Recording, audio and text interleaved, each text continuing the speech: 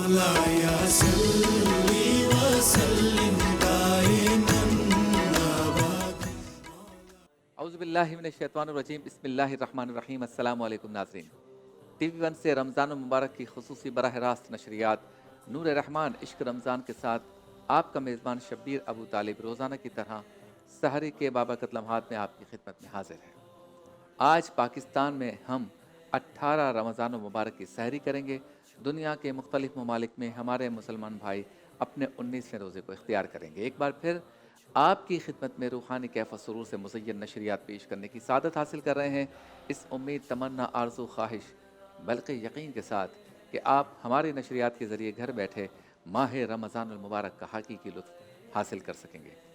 آج ابتدان میں جس موضوع پر آپ سے محو گفتگو ہونا چاہتا ہوں وہ موضوع ہے آج کل کے دور میں شوہر اور بیوی کے لیے امتحانات کیا ہیں. یقیناً پرفتن دور تو ہے ہی، معاشرتی برائیاں بھی ہیں، لالچ، حرص اور طمع اس طرح کی برائیاں بھی ہیں، دیکھا دیکھی بھی بہت ہے، ریاکاری بھی بہت ہے، دکھاوا بھی بہت ہے اور مقابلے کا رجحان بھی دنیاوی اعتبار سے بہت زیادہ ہے. لہٰذا بالکل ایسا ہوتا ہے کہ کبھی کبھی جب مرد دیکھتا ہے کہ اس کے گھر میں چھوٹی چھوٹی باتوں پر لڑائیاں ہوتی ہیں، آپس میں محبت اتنی زیادہ نہیں ہے، یا مال کی وجہ سے، انکم کی وجہ سے، آمدنی کی وجہ سے، آسائش کی وجہ سے یا مالی طور پہ مستحکم نہ ہونے کی وجہ سے گھر میں اگر حالات یا معاملات کشیدہ رہتے ہیں تو دوسروں کے گھروں میں ایسا نظر نہیں آتا اسے. تو وہ یقیناً یہ کہے گا بار بار، اور کہتا بھی ہے، اور آج کل ہم دیکھتے ہیں وہ اپنی بیوی سے کہے گا، اپنے ماں باپ سے کہے گا، اپنے بیٹے بیٹیوں سے کہے گا کہ دیکھو میں تو اس گھر میں آتا ہوں تو ایک ہی رٹ لگائی ہوئی ہوتی ہے، تمہیں نہیں پتہ میں خود کتنا پریشان ہوں، اور تمہیں جو ہے ان چیزوں کی پڑی ہے. دوسروں کے گھروں میں دیکھو کتنے سکون سے رہ رہے ہیں، اور موٹر سائیکل پہ بھی خوش ہیں، سائیکل پہ بھی خوش ہیں، پیدل پہ بھی خوش ہیں، بس میں بھی گھومنے جا رہے ہیں. آپ کو بس گاڑی چاہیے، آپ کو اچھے کپڑے چاہیے، چاہے حالات کیسے کیوں نہ ہو، تم سب مجھے مار دو مل کر، مجھے دبا دو، مجھے یہ کر دو وہ کر دو. مرد اس طرح کی باتیں کرتا ہے. اسی طرح سے جب عورت جو ہے وہ کسی شادی میں جاتی ہے، دیکھتی ہے کہ سب عورتوں نے یا کئی عورتوں نے مہنگے جوڑے پہنے ہیں، اچھی بڑی گاڑیوں میں آ رہے ہیں، ان کے شوہر جو ہیں ان کو اچھے اچھے زیورات بنا کر دے رہے ہیں، تو وہ بھی گھر میں آ کے ایک فطری عمل ہے وہ یہ کہے گی یا کہتی ہے کہ دیکھو مجھے کیا ملا شادی کر کے، بس بچے پال رہی ہوں، گھر کی صفائی کر رہی ہوں، اور موٹر سائیکل پہ کوئی چھوڑ دے تو چھوڑ دے ورنہ رکشوں میں دھکے کھا رہی ہوں، یہ کپڑے آپ نے دلائے ہیں، یہ مجھے پہنا دیتے ہو آپ، اور جہاں بھیجتے ہو وہاں دیکھو یہ شاہانہ لائف سٹائل ہے، میں کیا کروں، مر جاؤں، میں تو شادی کر کے پچھتا رہی ہوں. یہ ساری باتیں ہمارے ہاں خاندان کا ایک حصہ ہیں، لیکن اس دور میں یہ امتحانات بالکل ہیں اور ہمیں اس کو تسلیم کرنا پڑے گا کہ ایسا ہو رہا ہے اور ایسا ہونا فطری عمل ہے. لیکن ہمارے دین نے جو ہمیں سکھایا وہ بات بہت ہی بالا ہے. وہ یہ ہے کہ اپنے سے نیچے والے کو دیکھو تو تم خود اوپر نظر آؤ گے کہ اس کے پاس تو کچھ بھی نہیں ہے، تمہارے پاس سب کچھ ہے. جب یہ خیال کرو گے کہ تمہارے نیچے والا زیادہ مشکل میں ہے تو تمہیں ایسا لگے گا کہ اللہ کا لاکھ لاکھ شکر ہے مجھے اس نے یہ سب تو دیا. جب اوپر والوں کو دیکھو گے اپنے سے تو پھر لگے گا کہ میرے پاس تو کچھ ہے ہی نہیں، اس کے پاس دیکھو کیا کچھ ہے. تو اس لیے کہا گیا کہ اپنے سے نیچے والے کو دیکھو. پھر یہ کہ اگر آپ کے پاس دل کا سکون ہے، رات کو چین کی نیند ہے، آرام ہے اور آپس میں پیار محبت ہے، تو پھر پیسے، اچھی گاڑیاں، اچھے ڈریسز، ان کی کوئی ویلیو نہیں ہے. لہٰذا یہ کہا گیا کہ آپ اپنے سے نیچے والے کو دیکھیں گے تو آپ کو سکون آئے گا، آپ کو چین، راحت آئے گا. میں اس کی مثال اس طرح سے دیتا ہوں کہ ایک شخص ہے جو بیٹھے بیٹھے بس میں بیٹھے بیٹھے سوچ رہا تھا کہ یا اللہ میں کب تک یہ بسوں میں دھکے کھاؤں.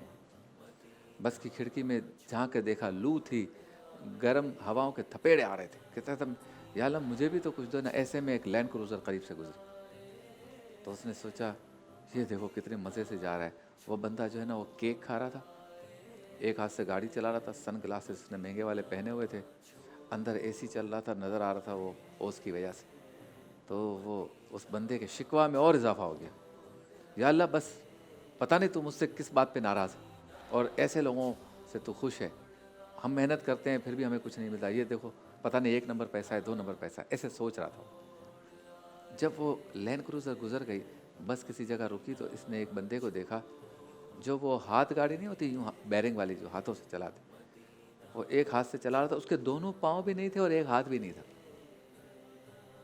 جب اس نے اس کو دیکھا تو اس نے توبہ کی، اس نے کہا یا اللہ تیرا لاکھ لاکھ شکر ہے، تو نے مجھے دونوں ہاتھ سلامت دیے، دونوں پاؤں سلامت دیے، اور میں بس میں بیٹھ کر اپنے پیروں پہ اپنے ہاتھوں سے سارے کام کر کے اوپر آ کے بیٹھ کے آرام سے بیٹھا ہوا ہوں۔ یہ تو تپش گرمی میں صبح سے نکلا ہوا ہے، بھیک مانگ رہا ہے، نہ جانے کیا کر رہا ہے، اس کو تو محتاجی ہی محتاجی ہے، واش روم جانے کی محتاجی، سونے کی محتاجی، اٹھنے کی محتاجی، بیٹھنے کی محتاجی۔ یا اللہ تیرا شکر ہے، تو نے مجھے ایسا بنایا، تو نے مجھے بہت لاکھوں لوگوں سے اچھا بنایا۔ تو یہ بات سمجھنے کی ہے کہ اپنے سے نیچے والوں کو، جن کے پاس نعمتیں بظاہر کم ہیں، ان کو دیکھو گے تو خود کو بڑا پاؤ گے۔ اب ہمارے ہاں شوہر اور بیوی میں جو امتحانات اور آزمائشیں ہو رہی ہیں، یہ معاشرے کا حصہ تو ضرور ہے، لیکن آپ نے ضبط کرنا ہے، آپ نے صبر کرنا ہے، آپ نے یہی کہنا ہے، اپنے آپ کو بھی کہنا ہے، لوگوں کو بھی کہنا ہے میں بہت سے لوگوں سے اچھا ہوں بھائی، ہماری فیملی بہت سے لوگوں سے اچھی ہے۔ آپ اپنے بچوں کو پڑھائیں، اپنی بچیوں کو پڑھائیں، ان کو ہنر دیں، اچھی تربیت دیں، یہ آپ کا غرور بنیں گے۔ ڈریسز اور گاڑی غرور نہیں ہے آپ کا، نہ آپ کا فخر ہے، آپ کا فخر آپ کے بچے بنیں گے۔ دیکھیں امتحانات کے رزلٹ جب اناؤنس ہوتے ہیں تو ٹاپ کرنے والے جو 10 بچے ہوتے ہیں، اس میں سے 90% جو ہے وہ متوسط اور غریب طبقے کے بچے ہوتے ہیں، ہے نا؟ کیوں ہے ایسا؟ ان کے ماں باپ نے کیسے پڑھایا ہوگا؟ وہ اسی طرح روتے رہیں گے کہ ہمارا تو کوئی پوچھنے والا نہیں، ہمارا تو کوئی نام ہی نہیں ہے۔ کیوں نے آپ کے بچوں نے آپ کا نام کیا پوری دنیا میں؟ آپ کے شانے، آپ کے سینے چوڑے کر دیا آپ کے بچوں نے۔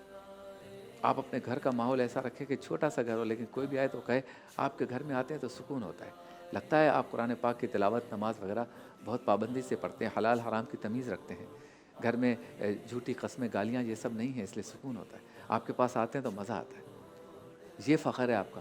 بڑے بنگلے میں گئے اور ادھر ادھر بھٹکتے پھر رہے ہیں، چین سکون آرام بھی نہیں ہے، نظر آ رہا ہے کہ سب کچھ کیا ہو رہا ہے، تو اس میں کوئی فخر نہیں ہے۔ تو آزمائشیں ہیں، امتحانات ہیں، اور پھر یہ کہ بندے کو چاہیے کہ وہ محنت کرے، دور کے مطابق چلے، جان لڑائے، آمدنی میں اضافے کی کوشش کرے، نئے نئے تجربات کرے، نئے نئے سیٹ اپس اختیار کرے۔ ایسا نہیں کہ آرام سے بیٹھا ہو کہ جو میں بات کر رہا ہوں اس بات کو پکڑ لے گا، بھائی جو ہے اس پہ قناعت ہے۔ نہیں، آپ نے جدوجہد تو کرنی ہے۔ دین قطعاً منع نہیں کرتا رزق نہ کماؤ، سفر نہ کرو، تگ و دو نہ کرو، اپنے لیے، اپنے گھر والوں کے لیے جو ہے وہ نئے نئے راستے نکال کر رزق زیادہ سے زیادہ نہ لاؤ۔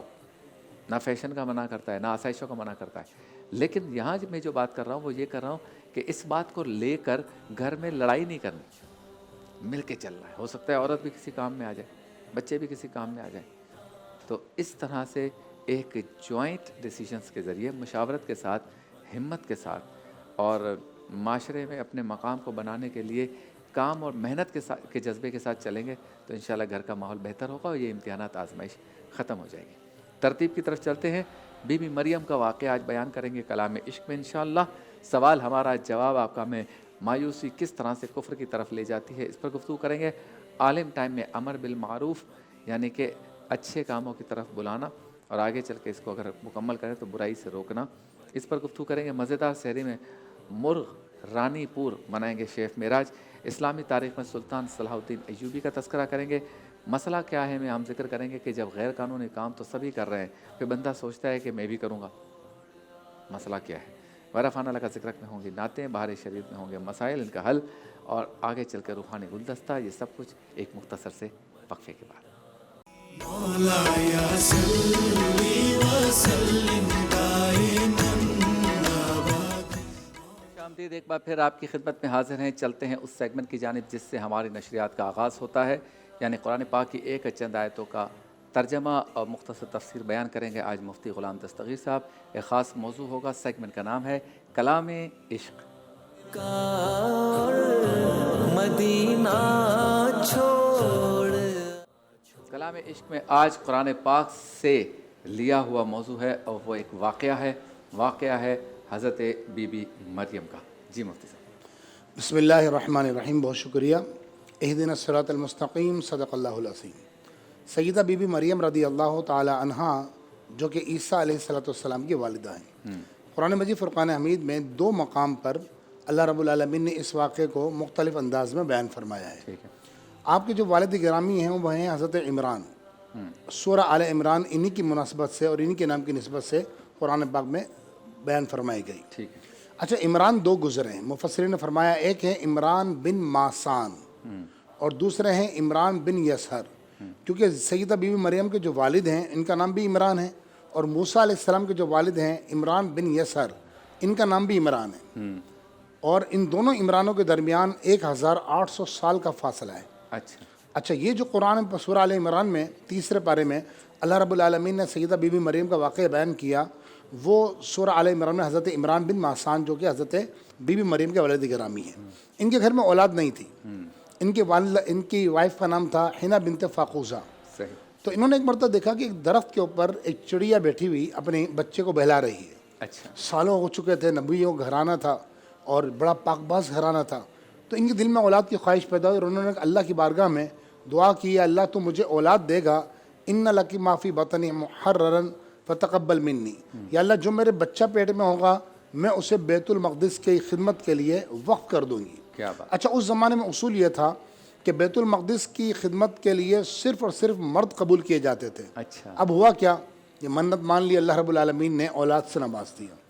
فلما وضعتها، جب پیدا ہوئی تو لڑکی پیدا ہوئی، تو آپ نے کہا ولیس الذکر کالانثی، اللہ نے فرمایا کہ یہ لڑکا لڑکی کی طرح نہیں ہو سکتا، یعنی بیٹی پیدا ہوئی ہے، پھر آپ نے اللہ کی بارگاہ میں عرض کیا اللہ یہ تو لڑکی پیدا ہو گئی۔ اچھا، یہ وہ زمانہ تھا کہ اللہ کے مقرب نبی حضرت سیدنا زکریا علیہ السلام بیت المقدس کے متولی تھے۔ اچھا اللہ رب العالمین فرماتا ہے فتقبلها ربها بقبول حسن، اللہ نے بہترین قبولیت کے ساتھ بی بی مریم کو بیت المقدس کی خدمت کے لیے قبول فرما لیا۔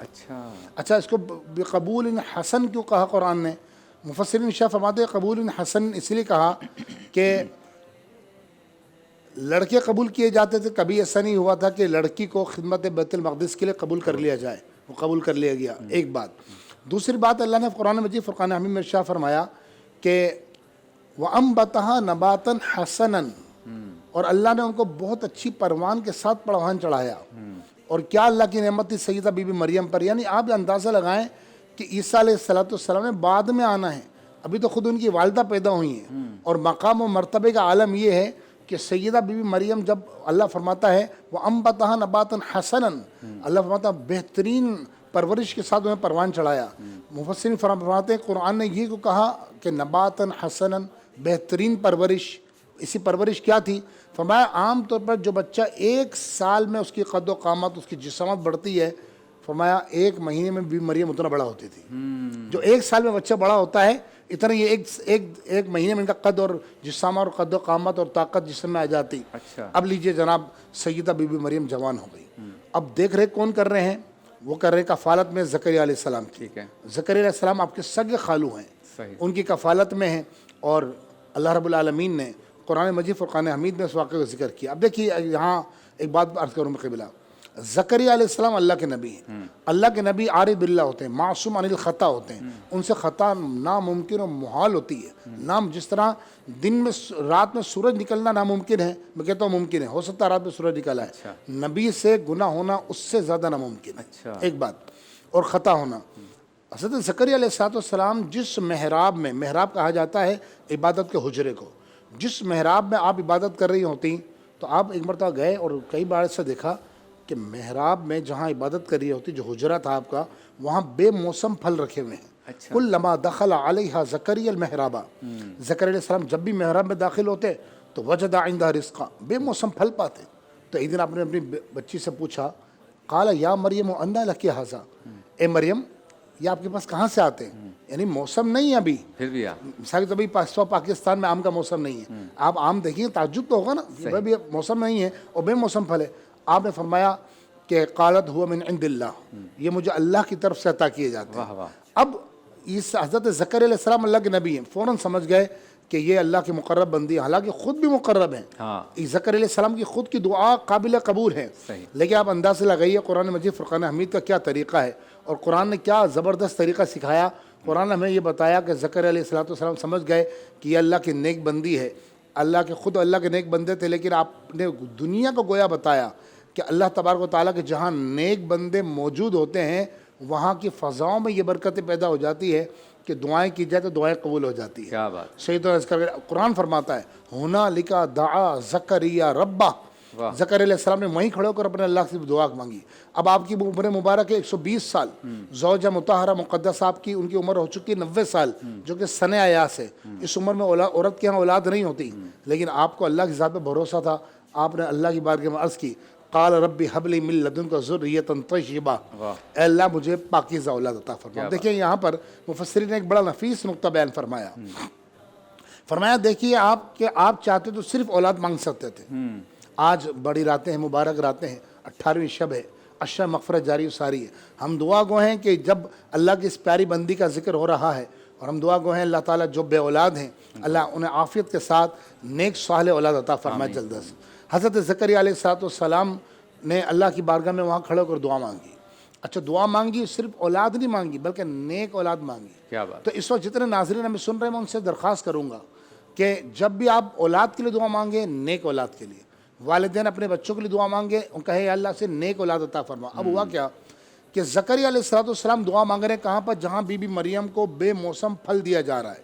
और कुरान इरशाद फरमाता है फ़नादतहुल मलाइकतु, जब आपने दुआ मांग के फारिग हुए और कहा फ़हबली मिन लदुनका ज़ुर्रियतन तय्यिबा, अल्लाह मुझे पाकीज़ा औलाद अता फरमा, फ़नादतहुल मलाइकतु, बस उसी वक्त फरिश्तों ने पुकारा।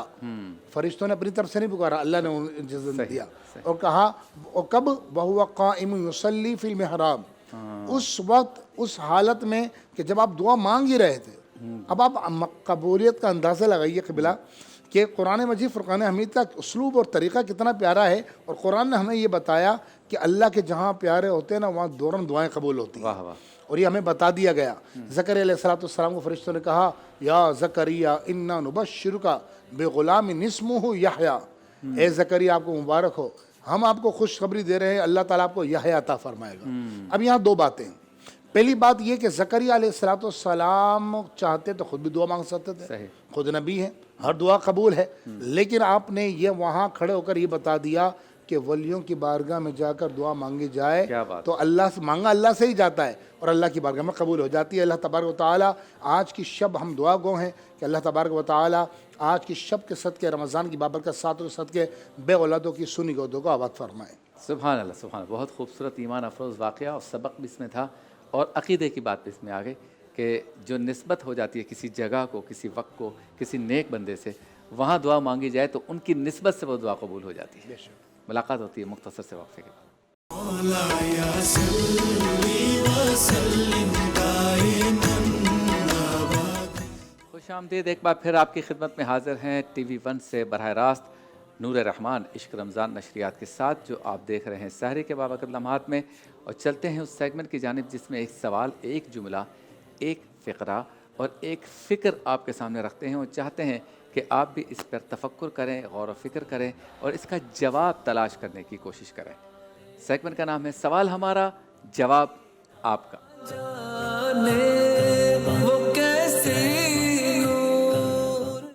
सवाल आज का यह है, मायूसी किस तरह कुफ्र की तरफ लेकर जा सकती है या ले जाती है। बाज़ लोग इस जुमले को यूँ अदा करते हैं कि मायूसी कुफ्र की तरफ ले जाती है, लेकिन असल बात यह है कि मायूसी कुफ्र की तरफ नहीं ले जाती। मायूसी कुफ्र नहीं है बल्कि कुफ्र की तरफ ले जाती है। कुछ लोग इसे गलत इस्तेमाल करते हैं कि मायूसी कुफ्र है, तो सही जुमला मायूसी कुफ्र है ये नहीं है। ये कह सकते हैं कि मायूसी कुफ्र की तरफ ले जा सकती है।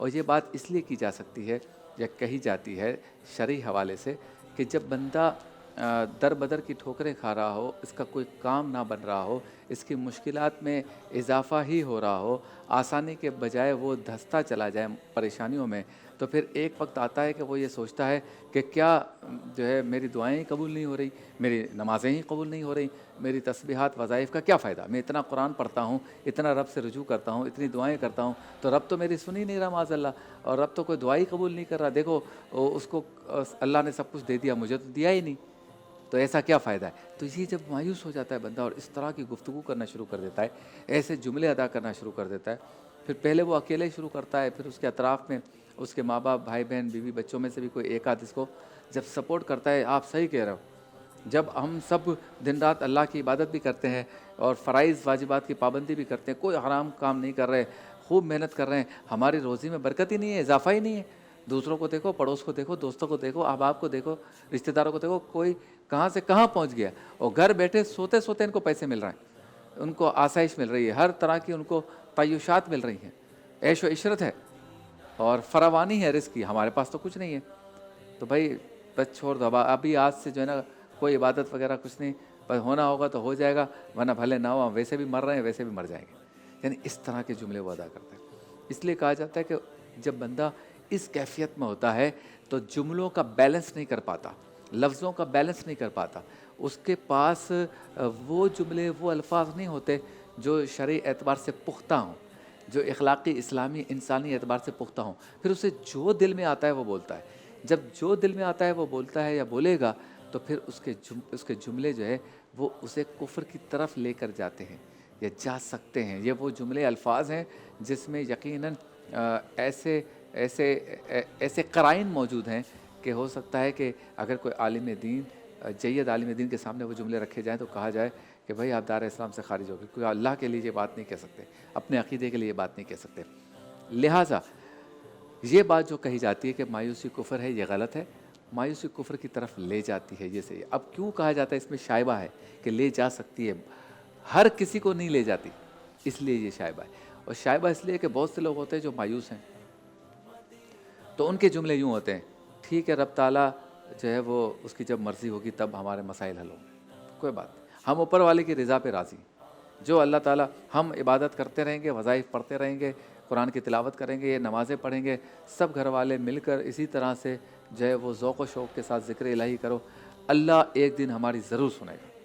अब हैं मायूस, हालात वही हैं जो पहली सूरत में मैंने बताया, लेकिन ये वो लोग हैं कि जो कुफ्रिया जुमले नहीं अदा कर रहे और मायूसी में ऐसे जुमले नहीं अदा करते कि जो दार इस्लाम से खारिज करते, ऐसे जुमले अदा नहीं कर रहे कि जिससे शायबा हो कि ये रब ताला की रहमत से खुद ही दूर हो रहे और दीन इस्लाम और अपने बुनियादी अक़ीदे से दूर हो रहे हैं, बल्कि वो इस बात की उम्मीद जगा रहे हैं कि ज़रूर होगा, इस काम को हम इसी तरह जारी रखें, ज़रूर करम होगा, नज़र करम होगी, रहमत होगी, रहम करेगा रब ताला, करम फरमाएगा, सरकार के सदक़े, वलियों के सदक़े, हमारी नेकियों के सदक़े, बच्चों की दुआओं के सदक़े ज़रूर करम करेगा।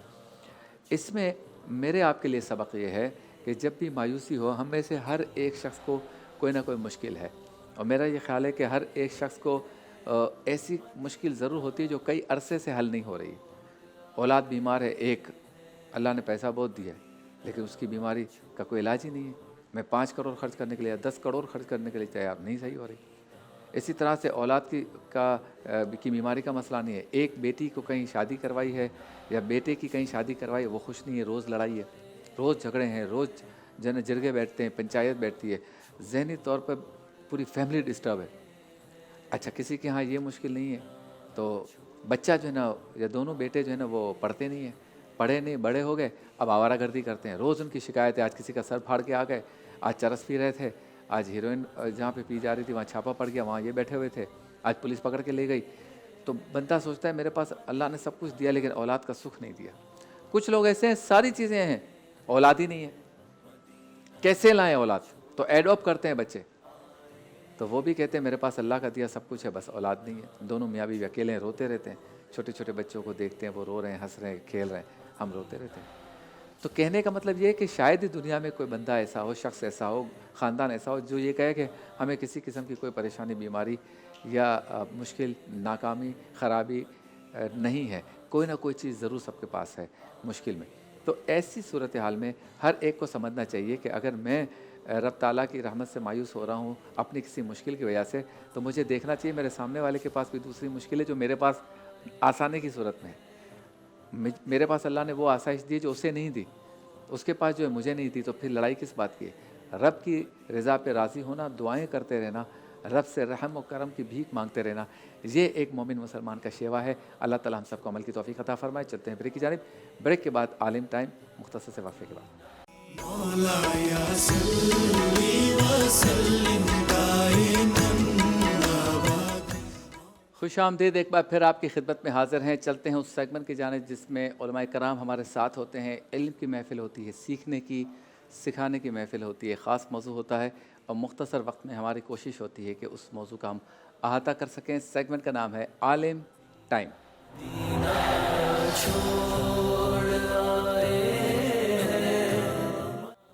آج ہمارا موضوع ہے عالم ٹائم میں امر بالمعروف.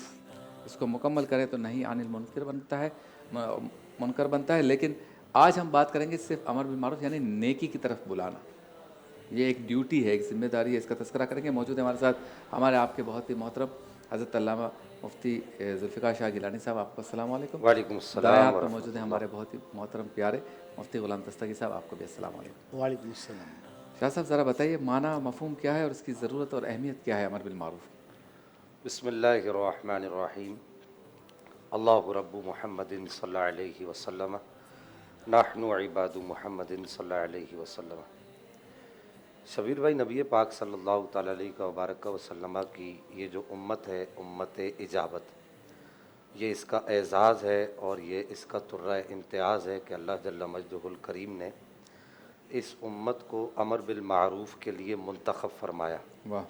نبی کریم صلی اللہ تعالیٰ علیہ وآلہ وسلم سے پہلے جتنے بھی انبیاء کرام تشریف لائے، حضرت آدم علیہ نبینا علیہ الصلوۃ والسلام سے لے کر ہمارے پیارے نبی صلی اللہ تعالیٰ علیہ وآلہ وسلم تک تمام انبیاء کرام علیہم السلام اس ڈیوٹی کو بطور فرض کے سر انجام دیتے رہے. اور نبی پاک علیہ الصلوۃ والسلام کی امت سے پہلے بھی امتوں کے اندر یہ فریضہ سر انجام دیا جاتا رہا. ٹھیک. اور آپ اس بات کو دیکھیے کہ قرآن مجید الفرقان الحمید جہاں نبی پاک علیہ الصلوۃ والسلام کی امت کے امر بالمعروف اور نہی عن المنکر کو بیان فرماتا ہے، وہیں دیگر انبیاء کرام جو اپنی اپنی امتوں کی طرف تشریف لے آئے، ان کا جہاں اللہ تعالیٰ تذکرہ فرماتا ہے تو ان کی یہ ڈیوٹی باقاعدہ طور پر ارشاد فرماتا ہے. علماء نے یہاں تک لکھا کہ امر بالمعروف کو اس طریقے سے سمجھا جا سکتا ہے کہ اللہ جل مجدہ الکریم نے ہم پر جس طریقے سے یہ لازم قرار دیا ہے کہ اپنے پڑوس میں لگی ہوئی آگ کو بجھایا جائے، اس کو مشکل سے بچایا جائے، تو ہر آدمی یہ کوشش کرتا ہے کہ اس کو جتنی توفیق ہوتی ہے، جتنی اس کی استطاعت ہوتی ہے، اگر وہ پائپ لے کر آ سکتا ہے پانی کا تو وہ پائپ لے کر آتا ہے، اس کو بجھانے کی کوشش کرتا ہے. اگر وہ بالٹی میں پانی لا سکتا ہے تو وہ اس طریقے سے اس کو بجھاتا ہے. اور اگر وہ اپنی مٹھی سے پانی بھر کے ڈال سکتا ہے یا مٹی ڈال سکتا ہے تو وہ اس طریقے سے اس کو بجھاتا ہے. یہی حال نبی پاک علیہ الصلوۃ والسلام کی امت کے امر بالمعروف کا ہے اور نہیں عن المنکر کا ہے. قرآن مجید اور فرقان الحمید میں 9 مقامات پر اللہ جل مجدہ الکریم نے امر بالمعروف یعنی نیکی کا حکم دینے کا ارشاد فرمایا اور اسی سے متصل نہیں عن المنکر کو بھی بیان فرمایا. نہیں عن المنکر، نہیں کا معنی ہے روکنا، کسی چیز کے آگے بند باندھنا اور کسی چیز کے آگے ٹھہراؤ لگانا. عن المنکر ایسا کام جس کو اللہ جل مجدہ الکریم نے یا اللہ کے محبوب صلی اللہ تعالیٰ علیہ وآلہ وسلم نے کرنے سے منع فرمایا. اس کو کہا جاتا ہے کہ برائی سے روکنا، یعنی اچھے کام کی دعوت دینا اور برے کام سے روکنا. قرآن مجید کے سینے کے اندر میں نے آپ سے پہلے بھی عرض کیا کہ 9 مقامات پر متصل اس بات کو ارشاد فرمایا گیا اور ایک جگہ تو اتنے واضح الفاظ میں ارشاد فرمایا کہ کنتم خیر امۃ اخرجت للناس تأمرون بالمعروف وتنہون عن المنکر. واہ واہ واہ. کہ اس پوری کائنات کے اندر آدم علیہ السلام سے لے کر نبی پاک علیہ الصلوۃ والسلام تک جتنے بھی لوگ تشریف لائے، ان سب میں اللہ جل مجدہ الکریم نے فرمایا کہ اے میرے محبوب کے امتیو، تم وہ لوگ ہو کہ جنہیں سب سے افضل امت قرار دیا ہے. بہت. ہمیں اگر افضل امت قرار دیا گیا ہے احادیث طیبات میں تو قرآن نے اس کی وضاحت کی ہے کہ ہمیں افضل امت کیوں قرار دیا گیا ہے. تو قرآن یہ کہتا ہے کہ تم خیر امت ہو. علماء جانتے ہیں، آپ بھی اس بات کو جانتے ہیں کہ خیر جو ہے یہ مبالغے کا صیغہ ہے. اس کے اندر جو ہے اس میں تفضیل سے بھی آگے کی بات ہے کہ مبالغے کے طور پر ارشاد فرمایا کہ اس پوری کائنات کے اندر سب سے افضل لوگ تم ہو، سب سے خیر والے لوگ تم ہو. کیا وجہ ہے؟ کہ وجہ یہ ہے کہ فرمایا کہ کنتم خیر امۃ اخرجت للناس تأمرون بالمعروف، کہ تم اچھے کام کا حکم دیتے ہو، وتنہون عن المنکر اور برے کام سے روکتے ہو. آج اس پوری کائنات کے اندر آپ دیکھیے کہ ایک پریشانی کی اور اضطراب کی کیفیات ہے. اس کی بنیادی وجہ یہی ہے کہ ہم نے صرف اسی بات کی رٹ لگا لی اور ہم صرف اسی بات کو اسلام سمجھ بیٹھے کہ ہمارا کام صرف اور صرف اتنا ہے کہ ہم نے امر بالمعروف کرنا یعنی نیکی کا حکم دینا ہے، برائی سے روکنا یہ ایک ذرا مشکل کام ہے، اور یہ وہ کام ہے شبیر بھائی کہ اس میں بڑے بڑے لوگ آپ کا ساتھ چھوڑ جاتے ہیں، اور یہ وہ کام ہے کہ جس میں آپ جو ہے حضرت عبداللہ بن مسعود ارشاد فرمایا کرتے تھے اور حضرت عبداللہ بن عباس بھی ارشاد فرمایا کرتے تھے کہ امر بالمعروف اور نہیں عن المنکر نے ہمیں اکیلا اور تنے تنا چھوڑ دیا۔ یہ اتنا مشکل ترین کام ہے۔ آپ دیکھیے کہ حضرت ابوبکر صدیق رضی اللہ تعالیٰ عنہ و ارضا عنہ سرکار آپ کی خلافت کا جب دور آیا تو حضرت عمر فاروق اور دیگر صحابہ نے یہی کہا کہ آپ تیسرا محاذ کیوں کھول رہے ہیں، کہ 2 محاذ تو پہلے کھلے ہوئے ہیں، ایک تو جنگ یمامہ کا محاذ کھلا ہوا ہے اور دوسرا محاذ جو ہے وہ مرتدین کا کھلا ہوا ہے، دوسرا محاذ جو ہے جنگ موتا کا کھلا ہوا ہے، اور تیسرا محاذ جو ہے آپ جو ہے مرتدین زکوٰۃ کے خلاف کھول رہے ہیں۔ تو آپ نے ارشاد فرمایا کہ جب تک یہ امت امر بالمعروف اور نہی عن المنکر کرتی رہے گی اس وقت تک اس امت کی بقا رہے گی، اور جب یہ امت امر بالمعروف نہی عن المنکر سے رک جائے گی تو یہ امت اپنی بقا کو کھو دے گی۔ آپ دیکھیے کہ اس وقت عالم اسلام میں اس قول کو اگر آپ سامنے رکھیں، سرکار صدیق اکبر کے اس قول کو اگر آپ سامنے رکھیں کہ آج عالم اسلام پستی کا شکار ہے، تنزلی کا شکار ہے، ہر طرف مسلمان کو ذلت اور رسوائی کا سامنا ہے، معذرت کے ساتھ اسے تسلیم کرنا چاہیے، اور بالخصوص جو اس وقت غزہ کے اندر ہو رہا ہے اور دیگر وہ اسلامی ممالک جہاں پر یہود و نصارہ نے اپنے پنجے گاڑ دیے ہیں، ہم لوگوں نے اہل اسلام نے ابتدائی طور پر نہیں عن المنکر کو چھوڑا، پہلے امر بالمعروف کو چھوڑا، پھر اس کے بعد نہیں عن المنکر کو چھوڑا۔ اگر کوئی برا کام ہو رہا تھا تو ہم نے اس کو نہیں روکا، اگر بے حیائی ہو رہی تھی ہم نے اس کو نہیں روکا، اگر نماز کی پابندی نہیں ہو رہی تھی تو ہم نے اس کو نہیں روکا، اگر حدود اللہ کو پامال کیا جا رہا تھا۔ آج آپ پورے اسلام کے اندر، پورے عالم اسلام کے اندر دیکھ لیجئے کہ کون سا ایسا ملک ہے جہاں پر حدود اللہ کو پامال نہیں کیا جا رہا۔ صرف ایک ایسا ملک تھا جہاں پر حدود اللہ قائم تھی، اور وہ بھی 2016 کے بعد وہاں پر سے بھی حدود اللہ کا جو نفاذ تھا وہ اٹھ گیا۔ تو جب حدود اللہ کا نفاذ اٹھا تو پھر عالم کفر نے دیکھا کہ یار یہ لوگ تو برائی کو برائی سمجھتے ہی نہیں ہیں، برائی سے لوگوں کو روکتے ہی نہیں ہیں، تو پھر آہستہ آہستہ آہستہ ہمارے اندر بے حیائی بھی داخل ہوئی۔ جب ہمارے اندر بے حیائی داخل ہوئی تو پھر بے حیائی ایک ایسی چیز ہے کہ سلطان صلاح الدین ایوبی ارشاد فرمایا کرتے تھے کہ جس آنکھ میں بے حیائی سما جائے اس آنکھ میں بےغیرتی سما جاتی ہے، اور جس آنکھ میں بےغیرتی سما جائے اس دل میں بےغیرتی سما جاتی ہے، اور جس کے دل میں بےغیرتی سما جائے تو وہ آدمی بزدل ہو جاتا ہے۔ امت مسلمہ آج بزدل ہے۔ کل جو بات ہو رہی تھی ہماری، امت مسلمہ آج پسپائی کا شکار ہے، امت مسلمہ آج مشکلات کا شکار ہے، مسلمانوں کو گاجر مولی کی طرح کاٹ کاٹ کے پھینکا جا رہا ہے اور کوئی پرسان حال نہیں ہے۔ اس کی بنیادی وجہ یہ ہے کہ ہم نے کنتم خیر امت اخرجت للناس تأمرون بالمعروف وتنہون عن المنکر کو چھوڑ دیا۔ کیا بات ہے، کیا بات ہے، زبردست پیغام امر بالمعروف کے حوالے سے آپ سے ملاقات ہوتی ہے مختصر سے وقت۔ مولایا صلی وسلم دائما ابدا۔ نیکی کی طرف بلانا، اچھائی کی طرف حکم دینا، کہیں کوئی غلط کام ہو رہا اسے روکنا، یہ اتنا بڑا موضوع ہے کہ جو ہم اپنی زندگی میں اپنے گھر سے اگر اس کا آغاز کریں تو گھر سے شروع ہو کر ملک تک اور ملک سے شروع ہو کر دنیا تک جو ہے یہ والا اصول جو ہے وہ کار فرما ہوگا۔ کرنا کیسے ہے یہ کام، ہر ایک کو اپنی استطاعت کے مطابق، یہ سب سے بڑا سوال ہے، لیکن کرنے کے لیے استطاعت، کرنے کے لیے احادیث قرآن، ان کی آیات، اسلامی احکامات، بزرگوں کے اقوال تو بعد میں آئیں گے۔ پہلے بندہ خود تیار ہو کہ کیا میں کسی کو اچھائی کا حکم دینے کی نیت بھی رکھتا ہوں، میرا یہ کام ہے بھی یا نہیں، میری یہ ڈیوٹی ذمہ داری ہے بھی یا نہیں، یا کہیں کوئی برائی والا کام ہو رہا ہو تو میں روکنے کی طاقت رکھتا ہوں، تو کیا کرنا بھی چاہتا ہوں کہ نہیں کہ اس کو روکوں، میں روکنا چاہتا بھی ہوں کہ نہیں کہ میں چاہتا ہوں کہ ہونے دو۔ پاکستان کے مختلف شہروں میں جب شراب خانے، شراب کے اڈے کھلتے ہیں تو ایک قوم، اس محلے کی ایک ایسی نوجوانوں کی فورس ہوتی ہے جس کے دل میں تڑپ ہوتی ہے کہ ہمارے محلے میں یہ شراب کا اڈا نہیں کھلنا چاہیے، جوئے کا اڈا نہیں کھلنا چاہیے، سٹے کا اڈا نہیں کھلنا چاہیے، اور وہ اس برائی کو روکنے کے لیے میدان عمل میں آ جاتی ہے۔ کیوں؟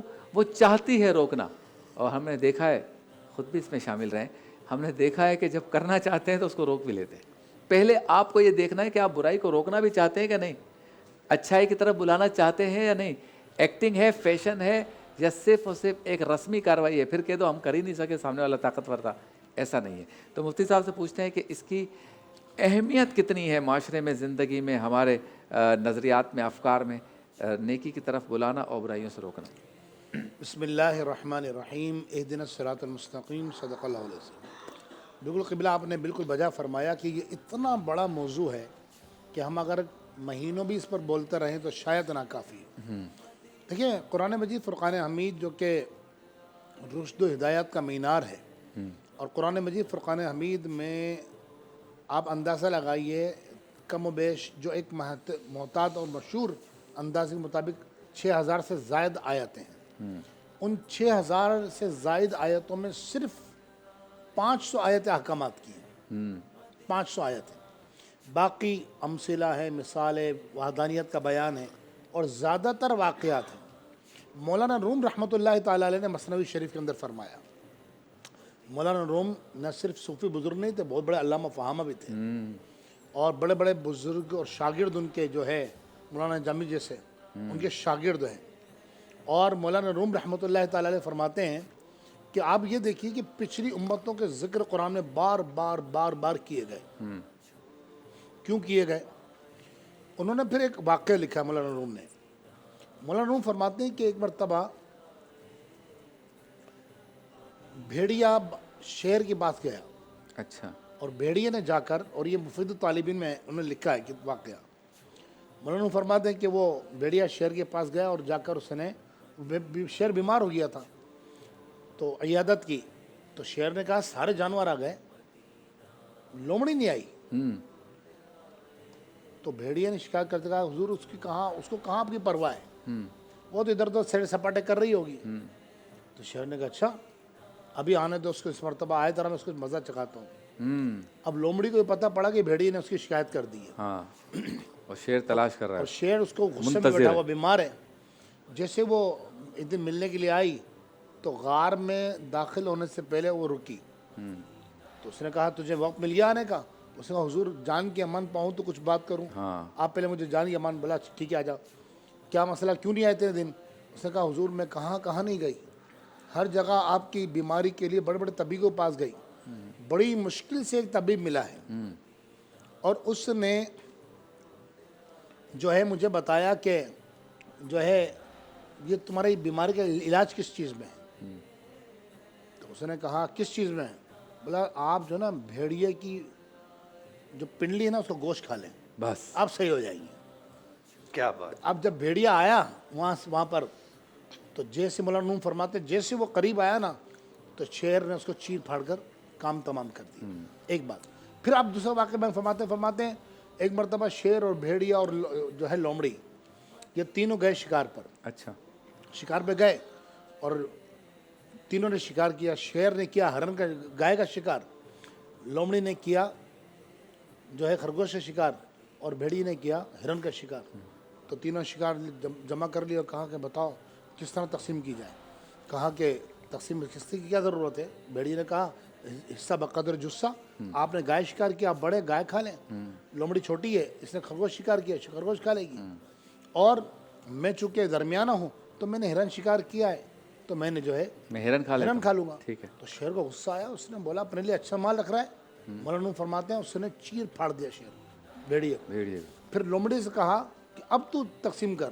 اس نے کہا حضور تقسیم کی کیا ضرورت ہے, تینوں ہی آپ کے ہیں, ابھی آپ بڑی محنت کر کے آئے تو گائے کھا لیں, رات کو ہلکا کھانا چاہیے تو آپ خرگوش کھا لیجیے گا, اور صبح ناشتہ اچھا ہونا چاہیے تو ہرن کھا لیجیے گا, اور میں ہوں تو میں آپ کے ٹکڑوں پہ پل جاؤں گی. تو شیر نے کہا کہ تجھے یہ تقسیم کیسے آئی؟ اب مولانا روم جو بات فرماتے ہیں بڑی قابل غور ہے. اللہ فرماتے ہیں کہ شیر نے کہا تجھے تقسیم کیسے آئی؟ اس نے کہا مجھے بھیڑیے کے انجام نے سکھائی ہے. مولانا فرماتے ہیں یہ پچھلی قوموں کا انجام دیکھو آپ. قرآن نے بار بار بار بار موسیٰ علیہ السلام کی قوم, نوح علیہ السلام کی قوم, صالح علیہ السلام کی قوم, قوم سمود, قوم عاد, جتنی بھی اقوام کی بار بار ذکر کیے گئے, اے محمد کی امت, اے امت محمدیہ سمجھ جاؤ, ورنہ جو حشر ان کا ہوا. آج قبلہ, آج کون سا گناہ ہے जो हमारे मुस्लिम दीगर यूरोप माशरे की तो मैं बात ही नहीं कर रहा, हाँ, हमारे माशरे में नहीं। हमारे माशरे में, यानी वो मुसलमान कहलाने वाले कि कुरान मजीद ने फ़ुरक़ान हमीद ने अपनी इस्लाह की बात जब बुराई से रोकना, ये इब्तिदा में ईमान वालों से फरमाया, या अय्युहल्लज़ीना आमनू क़ू अनफुसकुम व अहलीकुम नारा, ए ईमान वाला अपने आप को और अहले खाना को जहन्नम की आग से बचाओ। आज दुनिया में तबलीग, मेरे ख्याल में शायद पाकिस्तान 1 नंबर है पूरी दुनिया में तबलीगी जमात और तबलीगी इज्तिमा जो होते हैं हमारे, और लोग तबलीग के लिए जाते हैं, और जितने ज़्यादा उम्रा करने वाले और ईमानदारी और दयानतदारी में कौन से नंबर पर हैं। हाय हाय हाय। आप अंदाज़ा लगाइए वो ममालिक जो कुफ़ार के ममालिक कहलाते हैं, ये बदकिस्मती से हमें नेशनल टीवी पे बैठ के बातें करनी पड़ रही, लेकिन ये हक़ाइक़ हैं।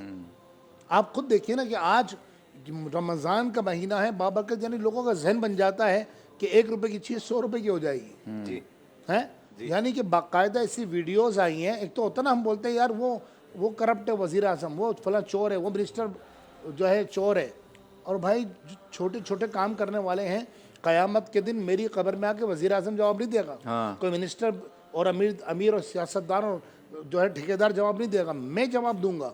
यानी आप अंदाज़ा लगाएं, बाकायदा ऐसी वीडियोस आई हैं कि वो जनाब सेब तोल रहा है और अच्छे वाले सेब डाल रहा है नीचे, और जो गंदे सेब उसे छुपा कर रखे ना वो उसके शॉपर में डाल के उसको दे रहा है। ये कौन बोल रहा है आपको आका कर रही है? हाँ। तो कुरान मजीद फ़ुरक़ान हमीद पर जब हम गौर करते हैं, अच्छा, फिर ऐसे लोग जो ये काम कर रहे होते हैं, जी वही अपने दोस्तों में बैठ के कहते हैं यार इस मुल्क का निज़ाम कब सही होगा यार, कब से जी हाँ, ये मुल्क कब सुधरेगा यार। सबसे ऐसा ही बड़े है। तबसरा निगार वही सबसे होता है। तबसरा नहीं, आप अंदाज़ा लगाइए, देखें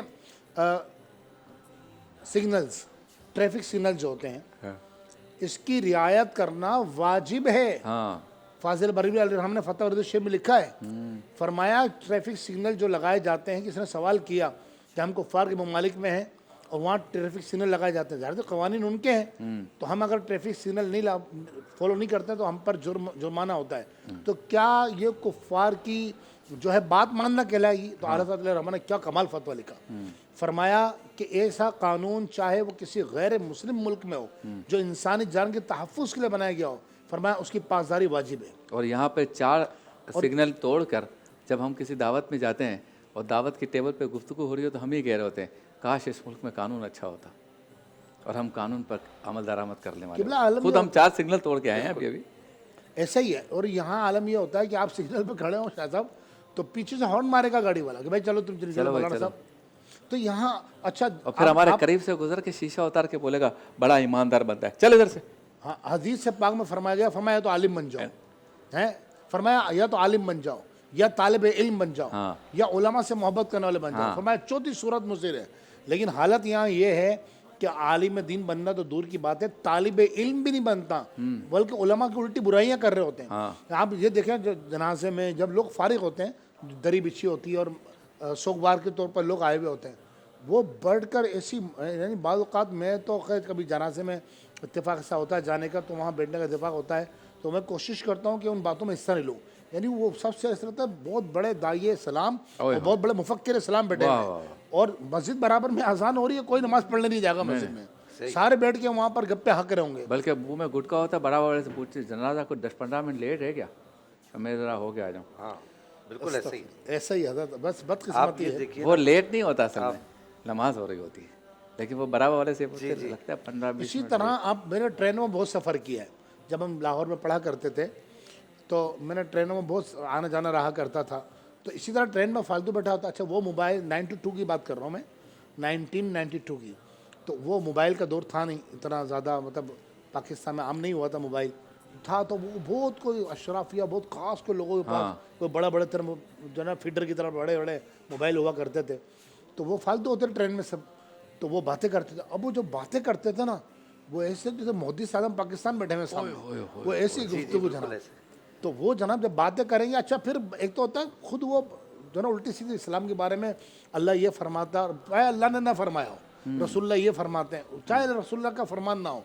अच्छा फिर मज़े की बात ये कि वो आपसे पूछेंगे क्यों मैं सही कह रहा हूँ ना, अच्छा अब आपकी मजाल नहीं कि आप बोले नहीं आप सही नहीं बोल रहे हैं, बात तो इस्लाम के नाम पे हो रही है। बात तो इस्लाम के नाम पे हो और रही फिर बात करते करते कहेगा, दूसरा बंदा कहेगा कि यार आपने बातें अच्छी की, अब नमाज का टाइम हो रहा है मैं जा रहा हूँ, तो वो कहेगा ठीक है जो है ना तुम असर मगरिब दोनों पढ़ के मुझे उठा देना, मैं परसों नहीं जा रहा हूँ। अब इस्लाम की बातें कर रहा जी था। हाँ तो अब ये शाह साहब ने बड़ी प्यारी बात फरमाई, बहुत तो बर्फ पे नफीस, जाके सो जाएगा। हाँ बहुत नफीस नुक्ता शाह साहब ने फरमाया कि हमने बुराई से रोकना छोड़ दिया। हाँ तो अब कुरान मजीद फुरकान हमीद में मुफस्सिरीन ने फरमाया पिछली कौमों के जो असबाब बयान किए गए ना तबाही के, वो फ़कत दो सबब थे। हाँ। क्या? अमर बिल मारूफ छोड़ दिया था उन्होंने, व नह्युन अनिल मुनकर छोड़ दिया था। हाँ। यानी नेकी का हुक्म करना और बुराइयों से रोकना। बुराइयों से रोकना। आज आप खुद अंदाज़ा लगाइए, हम अपने घर से बात शुरू करते हैं, हाँ। सब छोड़ें, क्या हमारे घर में अगर नमाज ना पढ़ी जाए, इस वक्त जितने नाजरीन हमें सुन रहे हैं, मैं उन सब से पूछता हूँ, एक सवालिया निशान है पूरी उम्मत के लिए, फजर की नमाज में जिस तरह अभी मस्जिद भरी होती है रमज़ान में, ये रमज़ान के अलावा नमाजी कहाँ जाते हैं? जिस तरह रमज़ान में हम नमाजों का एहतमाम करते हैं, या आम दिनों में एहतमाम क्यों नहीं होता है? जिस तरह रमज़ान में हम कुरान का एहतमाम करते हैं, या आम दिनों में एहतमाम क्यों नहीं होता है? क्या रमज़ान सिर्फ इसलिए आता कि आप कुरान पढ़ लें और एक ड्यूटी बजा लें? असल में दीन को ना हमने एक फेस्टिवल बना दिया है। दीन किसी फेस्टिवल का या किसी तकरीब का नाम नहीं है। जैसे ईद आती है, आप देखें ईद के पर कितने मसले होते हैं। भाई ईद किसी फेस्टिवल का नाम नहीं, ईद इबादत का नाम है। रमज़ान इबादत का नाम है। जिलहज का बकरीद का चांद नजर आएगा, जिलहज का वो इबादत का है, वो इबादत है, इबादत का आला बनाया गया है। तो लिहाजा इस वक्त सबसे बुनियादी जो ज़रूरत है ना, वो है अपने घर से और अपने आप से, जो आपने सवाल के अंदर बड़ा ज़बरदस्त सवाल किया, अपने आप से दीन नाफिज करना शुरू करें कि मैं कितना सच बोलता तो हूँ, मैं करना भी चाहता हूँ कि मैं नहीं? करना भी चाहता हूँ, नहीं माशाअल्लाह चाहता हूँ, मेरी तन्हाइयाँ कितनी पाकीज़ा है। अल्लाह। अच्छा शाह साहब, ये आज मैंने एक प्रोग्राम भी रिकॉर्ड करवाया है बेजा तनकीद के हवाले से। जी। उसको रिलेट करते हैं हम इससे। मिसाल के तौर पे जो सही काम यानी कोई ऐसा काम हो रहा है जिससे मुझे रोकना है, और ये मेरा सही काम होगा रोकना, यानी मैं बुराई से रोकने का काम कर सकता हूँ क्योंकि मेरे सामने बुराई हो रही है, उसको तो मैंने कभी भी नहीं किया। और जो अच्छा काम कर रहे हैं उन पर तनकीद करता हूँ।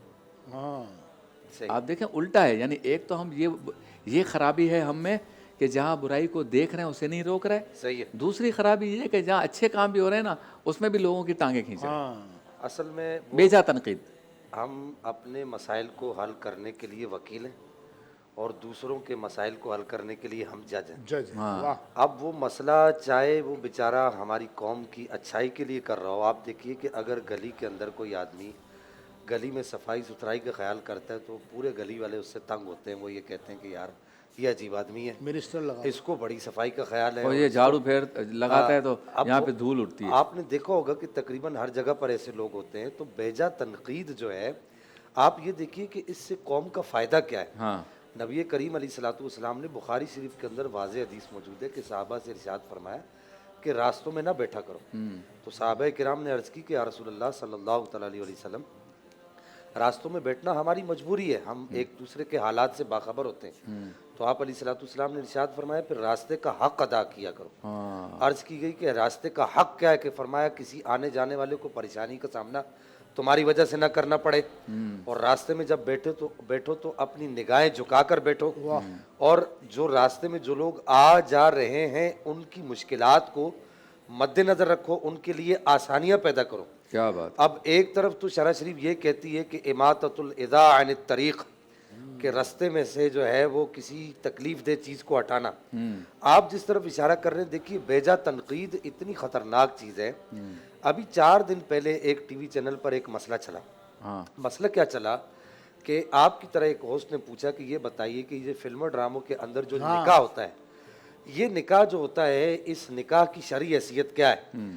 अब वो मुफ्ती साहब माशाल्लाह वो सही अपने तौर पर उन्होंने बिल्कुल शरह शरीफ के मुताबिक मसला बताया। सही। उन्होंने ये कहा कि अगर निकाह की शराइत पाई जाती हैं, आप उनकी एहतियात देखिए। हाँ अगर 2 गवाह पाए जाते हैं और महर रखा जाता है और फिर उसके बाद दीगर जो निकाह की शराइतें इजाब और कबूल है ये सब पाई जाती हैं तो निकाह मुनक्किद हो जाएगा।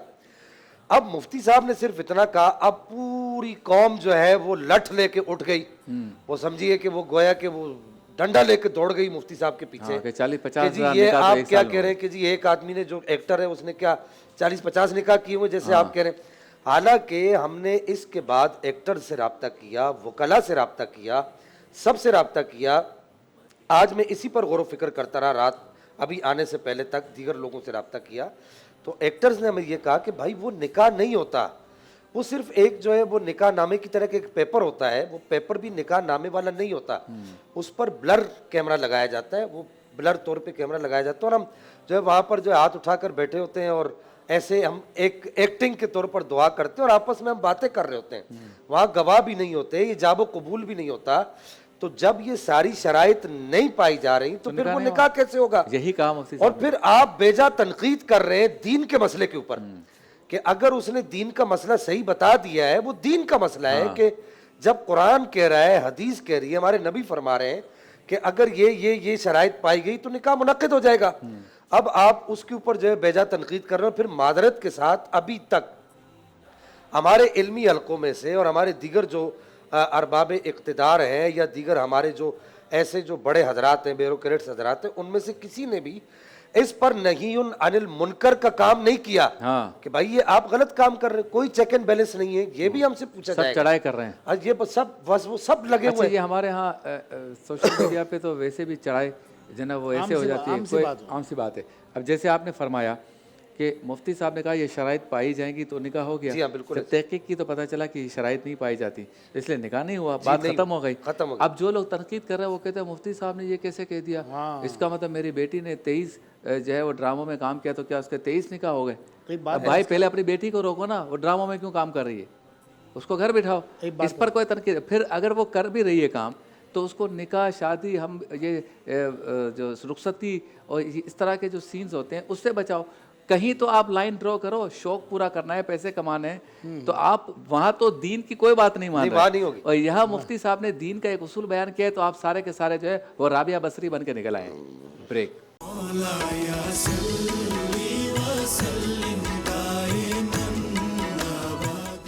شامدید عالم ٹائم میں ہم موجود ہیں اور بہت ہی معلوماتی لیکن خوشگوار موڈ میں گفتگو ہو رہی ہے. اور موضوع ہمارا آج کا ہے جب برائی دیکھو تو اسے روکو اور لوگوں کو اچھائی کی طرف راغب کرو یا بلاؤ.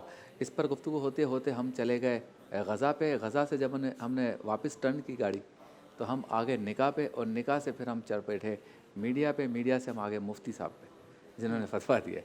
تو نکاح سے متعلق مفتی غلام دستگیر صاحب کچھ گفتگو کرنا چاہتے ہیں, لیکن میرے ساتھ موجود ہیں میرے بہت ہی پیارے, بہت ہی مہربان, ہم ان سے محبت کرتے ہیں, یہ ہم سے پیار کرتے ہیں, ہمارے بہت ہی پیارے عبدالرحمان بابا صاحب. السلام علیکم. وعلیکم السلام. بہت شکریہ آپ تشریف لائے, ہمارے لیے سعادت ہے کہ آپ نے وقت نکالا, آپ تشریف لائے. عبدالرحمان صاحب پچھلے مرتبہ بھی ہمارے اس پروگرام میں تشریف لائے تھے اور جو ہے سبحان اللہ کے ورد کے ساتھ ماشاءاللہ جو ہے وہ علاج کرتے ہیں لوگوں کا. اللہ تعالیٰ نے ان کی اس زبان میں اور اس ورد میں اور اس مجاہدے میں بڑی برکت رکھی ہے. ان سے بھی گفتگو کرتے ہیں. مفتی صاحب پہلے نکاح جو آپ کا ہو چکا ہے. الحمدللہ. جی دیکھیے قبلہ شاہ صاحب نے بہت اہم ترین نقطہ اٹھایا. یہ اس وقت سوشل میڈیا پہ بہت ہائپ پر ہے مسئلہ.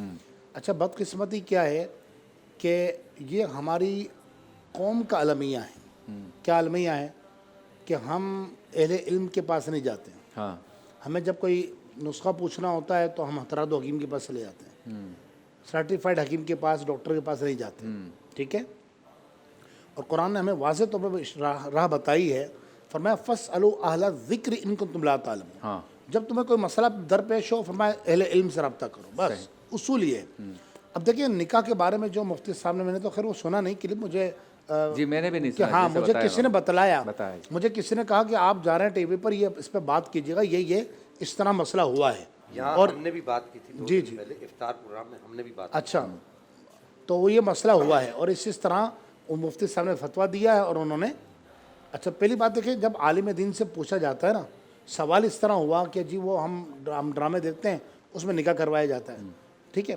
اب دیکھیں نکاح جو ہے نا, نکاح رسول اللہ علیہ السلام کا واضح فرمان ہے اور یہ صحیح حدیث ہے, بخاری میں بھی مسلم میں بھی, کہ حضور علیہ السلام نے فرمایا 3 کام ایسے ہیں جن کا مذاق بھی سنجیدگی ہے. سنجیدگی تو سنجیدگی ہے. جی ہاں. فرمایا مذاق بھی سنجیدگی. کیا فرمایا؟ ایک غلام آزاد کرنا. فرمایا کسی نے غلام آزاد کر دیا, وہ بولے میں مذاق کر رہا تھا, بولا نہیں ہو گیا آزاد. اچھا. دوسرا طلاق دینا, طلاق دے دی, بعد میں بولا کہ میں مذاق کر رہا تھا, حضور نے فرمایا نہیں منافذ ہوگی. اچھا. تیسرا فرمایا نکاح کرنا. اگر مذاق میں بھی کر بولے تو مذاق کر رہے تھے تو ڈرامہ کیا ہوتا ہے؟ شرائط پائی گئی. اچھا ایک بات. دوسری بات یہ کہ دیکھیں ایجاب و قبول کے دو ہیں کہ ایک مرد و عورت ایجاب و قبول کرے دو گواہ، مہر نہ بھی مقرر کرے نا حضرت، نکاح نامہ نہ بھی ہو، نکاح ہو جائے گا، تیری ہو گئی. نکاح ہو جائے گا، بالکل نکاح ثابت ہو. اچھا یہ جو کیمرہ مین کھڑے ہوئے ہیں، ظاہر سے ڈرامہ شوٹ ہو رہا تھا، کوئی دو بندے تو نہیں ہوتے خالی. اب ہم یہاں یوں 5 افراد سیٹ پہ بیٹھے نظر آ رہے ہیں، لیکن اطراف میں ہمارے کتنے 20 لوگ کھڑے ہوئے ہیں آس پاس، کیمرہ مین کھڑے ہوئے ہیں ادھر جناب، یہ سب ظاہر سے گفتگو گواہ ہے نا. تو وہ ایک الگ بات ہے کہ نکاح نامے میں گواہ رکھ دیے جاتے ہیں، لیکن اب ہمیں تو نہیں پتا وہ ڈرامے میں اللہ جانے کیا کرتے ہیں. فرضی نام نشست ہو سے تو نام فرضی ہوں، جیسے آدمی کا نام خالد ہے وہاں لیا جائے عمران. اس سے بھی کوئی فرق نہیں پڑے گا. اچھا حضرت مرف سے رفیق خود موجود ہے نا، مرد ہاں عورت خود موجود ہے. اچھا وہ اقرار بھی کر رہی ہے مجھے اس سے. جی بالکل، چاہے مہر مقرر نہ کرے، اس کا الگ مسئلہ ہے کہ مہر مقرر نہیں کیا تو میرے مثل واجب ہوگا، وہ ایک الگ مسئلہ ہے، لیکن نکاح ہو جائے گا. قریب قریب نکاح تو ہو ہی گیا. تو قبلہ یہ ہونا یہ چاہیے تھا کہ اس عالم دین کا شکریہ ادا کرتے ہیں کہ جی آپ نے ہمیں اتنے احتیاط بڑی کرنے کی. تباہی سے بچا لیا کہ ہم اس میں کیا احتیاط کے پہلو لا سکتے ہیں. لیکن کیا ہوا کہ ساری قوم عالم دین پہ چڑھ بیٹھی. وہ خدا کا خوف کرو یار. ہمارے ہاں حالت یہ ہے کہ ایک مطلب میری والدہ مرحومہ حیات تھی، اللہ پاک انہیں جنت نصیب فرمائے، 2009 میں وصال ہوا. تو وہ کہتی تھی میں ان کو ڈاکٹر پاس لے کے جاتا نا، بولتی نہیں وہ بہت گرم دوائی لکھتا ہے. اچھا وہ بوڑھے تھے نا، بوڑھے میں ان کو بولتا امی وہ ہماری 200 روپے کے لیے ڈاکٹر نہیں بنائے. ہاں تو وہ اسی طرح قوم کا مزاج ہے بھائی، وہ عالم دین ہے، اس سے آپ کو آپ کے ڈراموں سے دشمنی تھوڑی ہے. اچھا پھر حضرت میں نے وقفے پہ جانے سے پہلے جو برق رفتاری کے ساتھ جو ایک جملہ کہا نا، میں تو اسی طرف دوبارہ آتا ہوں. جی بھائی آپ ایک ایسا پروفیشن اختیار کیوں کرتے ہیں، یہ بات چاہے خواتین ہوں یا چاہے مرد ہوں، جی جس میں قدم قدم پر گرفت ہے. اللہ اچھا یہ تو نکاح ہو گیا، مثال کے طور پہ 2 میاں بیوی ہیں حقیقی، اپنی زندگی میں وہ میاں بیوی ہیں. جی اب وہ ڈرامے میں ہیرو ہیروئن بن گئے جی اور ڈائریکٹر نے یا رائٹر نے لکھ کے دیا کہ آپ نے اپنی یہ جو بیوی ہے جو حقیقت میں بھی بیوی ہے لیکن چونکہ ڈرامے میں بیوی ہے، اس کو 3 طلاقیں دے دو. اس نے نام لیا اور 3 طلاقیں اس کو دے دی. نام نہیں بھی لیا، نام بھی لے لیا، نہیں بھی لیا، تجھے دی ایز اے زوجہ دی. تو بھائی اصل میں بھی تو زوجہ ہے نا. اب وہ کہے گا وہ اصل میں وہ چونکہ 40 لاکھ روپے سیریل کے لیے تھے تو منع نہیں کر سکا یا منع نہیں کر سکی. مسئلہ یہ ہے کہ اب آپ جائیں گے کہاں پوچھنے؟ اسی مولوی کے پاس جس سے اس پروفیشن کو اختیار کرنے کے لیے آپ نہیں گئے تھے کہ حضرت میں اپنی بچی کو ڈراموں میں فلموں میں کام کرنے کے لیے بھیج رہا ہوں، بھیجوں کہ نہ بھیجوں. اس وقت نہیں پوچھا تھا عالم دین سے. اب لفڑا آ گیا تو کہتے کوئی راستہ نکالیں، تو اداکاری تھی. بھائی آپ ہم سب یہاں تو مسٹیک کرتے ہی ہیں نا کہ پہلے تو ہم دیندار طبقے کو ویلیو نہیں دیتے، لیکن جیسے ہی بچہ پیدا ہوتا کہتے ہیں اذان کے مولوی صاحب کو ڈھونڈو، اذان دینی ہے بچے کو. وہاں سے جان چھوٹتی ہے تو کہتے ہیں ارے ابو کا جنازہ پڑا ہوا ہے، بھائی ذرا بندہ ڈھونڈو جو نماز جنازہ پڑھائے. صحیح. ارے بھائی وہ پرسوں نکاح ہے، جس کو کہا تھا نکاح والے کو اس کی تو ماں کا انتقال ہو گیا، وہ تو گاؤں چلا گیا، جلدی جلدی نکاح والا کوئی مولوی ڈھونڈو. ہر جگہ پہ آپ کو ضرورت پڑتی ہے، اسلامی بینکنگ میں ضرورت پڑ رہی ہے، کاروبار حلال حرام سب جگہ پڑتی ہے. تھوڑا سا پروفیشن اختیار کرتے وقت بھی پوچھ لیں. ایسا ہی. اب مسئلہ یہ ہے کہ پیسے کمانے ہیں، شہرت چاہیے، سارے کرنے کے بعد اب ڈسکشن جب سیریس ہو رہی ہے تو آپ کہتے ہیں کہ نہیں اس میں یوں کیوں کہا یوں کیوں کہا. ہم نہیں کہہ رہے، قرآن و حدیث کہہ رہے. آپ کو رہنا ہے ساتھ رہیں. مثال کے طور پہ چھوڑ دیں ڈرامے کو. ایک میاں بیوی جنرلی عام زندگی میں لڑائی ہو گئی، کچھ لفظوں کا تبادلہ ہو گیا. ایک عالم دین مفتی کے پاس دارالعلوم میں دونوں آئے، بیوی نے کہا کہ اس نے مجھے یہ الفاظ کہے ہیں، شوہر نے کہا میں نے یہ الفاظ کہے ہیں. دونوں سے ساری باتیں تحقیق کرنے کے بعد دونوں کا ایک سوال مرتب ہوا. اس کے بعد مفتی صاحب نے فتویٰ دیا کہ ہاں بھائی طلاق ہو گئی، تم اس کے ساتھ نہیں رہ سکتے. مثال کے طور پر اب آپ رہتے بھی ہو تو مولوی صاحب کیا پولیس رینجرز فوج کو آپ کے گھر بھیجیں گے کہ جو آپ دونوں کو جدا کریں؟ دین کا کام ہے، دیندار کا کام ہے، مفتی کا کام ہے، عالم کا کام ہے قرآن و حدیث کی روشنی میں آپ کو مسئلہ بیان کرنا ہے. تسی مانتے ہو یا نہیں مانتے تمہارا مسئلہ ہے. جی عبدالرحمان بھائی ذرا بتائیے ان معاشرتی برائیوں کو کیسے سالو کریں ہم؟ بسم اللہ الرحمن الرحیم. حالات بہت خراب ہو رہے ہیں، حالات تو بہت زیادہ خراب سوشل میڈیا، ٹیلی ویژن، یہ آج کل جو چل رہا ہے ہر طرف حالات خراب ہی چل رہے ہیں. ملک کے حالات، مہنگائی، لوگ بہت زیادہ پریشان ہیں. ہمیں سب کو مل کے دعا کرنی چاہیے اس معاملے میں. خصوصی اللہ کو راضی کرنا چاہیے کہ اللہ ہم پہ راضی ہو جائے. اللہ ناراض ہے. یہ اللہ ناراض ہے. جو دیکھیں وہ جہاں پر اتنا ظلم ہو رہا ہے مسلمانوں کے ساتھ، غزہ تو یہ تو اللہ تعالیٰ کو ہمیں سب کو راضی کرنا چاہیے. استغفار کرنی چاہیے. اچھا آپ کے پاس جو لوگ آتے ہیں وہ زیادہ تر کس نوعیت کے آتے ہیں؟ کیا پریشانی آج کل لے کر آ رہے ہیں؟ لوگ परेशानी है, लोगों गुर्बत की वजह से भी परेशान है लोग, कुछ बीमारी की वजह से परेशान है, काफ़ी लोग परेशान हैं। इतनी बीमारियां कैसे अचानक आ गई? आज से 40 साल पहले पता ही नहीं था कि टेंशन ब्लड प्रेशर लेते हैं ऊपर लोग, कैसे होता है, नीचे कैसे टेंशन होता है। लेते हैं, शुगर कहाँ से आ गया? टेंशन हर वक्त टेंशन लेते हैं। ज़ाहिर है आजकल 50,000 रुपये में भी लोगों का गुजारा नहीं हो रहा। जो बिजली के बिल दे रहे लोग बहुत ज़्यादा परेशान हैं। तो इसलिए हमें सब मिल के अल्लाह ताला से तौबा करनी चाहिए, अपने अल्लाह को राज़ी करना चाहिए कि अल्लाह हम पे नाराज़ है, तो हमें अल्लाह से माफ़ी मांगनी चाहिए। अच्छा, अल्लाह ताला मैंने देखा भी है, मुशाहिदा भी किया है, आपके पास लोग आते हैं अपने जिस्म में दर्द के लिए। इस दर्द को आप कैसे ठीक करते हैं? रब ताला ने ख़ास अता अल्हम्दुलिल्लाह आपको अता हजूर फरमाई। मुझे अल्लाह ताला की ज़ात ने एक सुबहान अल्लाह का विर्द में पढ़ता हूँ, तो उसी एक सुबहान अल्लाह की बरकत से देखिए अल्लाह की एक नाम पे इतनी अल्लाह ताला लोगों को शफा देता है। करने वाली तो अल्लाह की ज़ात है ना। तो हम जब बिल्कुल छोटे होते थे, जब आप देखते कि मस्जिद में हम अपने बच्चों को लेकर ऐसे डाल के बैठते थे, तो हम हर किसी को बोले इस पे यार थोड़ी सी आप नमाज पढ़ के जा रहे हो तो थोड़ी सी इसको दम कर दे। तो देखिए हम डॉक्टरी की तरफ भी जा रहे हैं, हम चाहते हैं कि एक रूहानी तौर पे अल्लाह की हर एक कलाम में शफा है। तो हम जब घर से निकलें तो आयतल कुर्सी पढ़ के निकलें, कुछ ना कुछ पढ़ के निकलें, अपने आप को दम करके निकलें, तो अल्लाह ताला देखिए नज़र भी लग जाती है, माँ की भी लग जाती है बच्चे पे।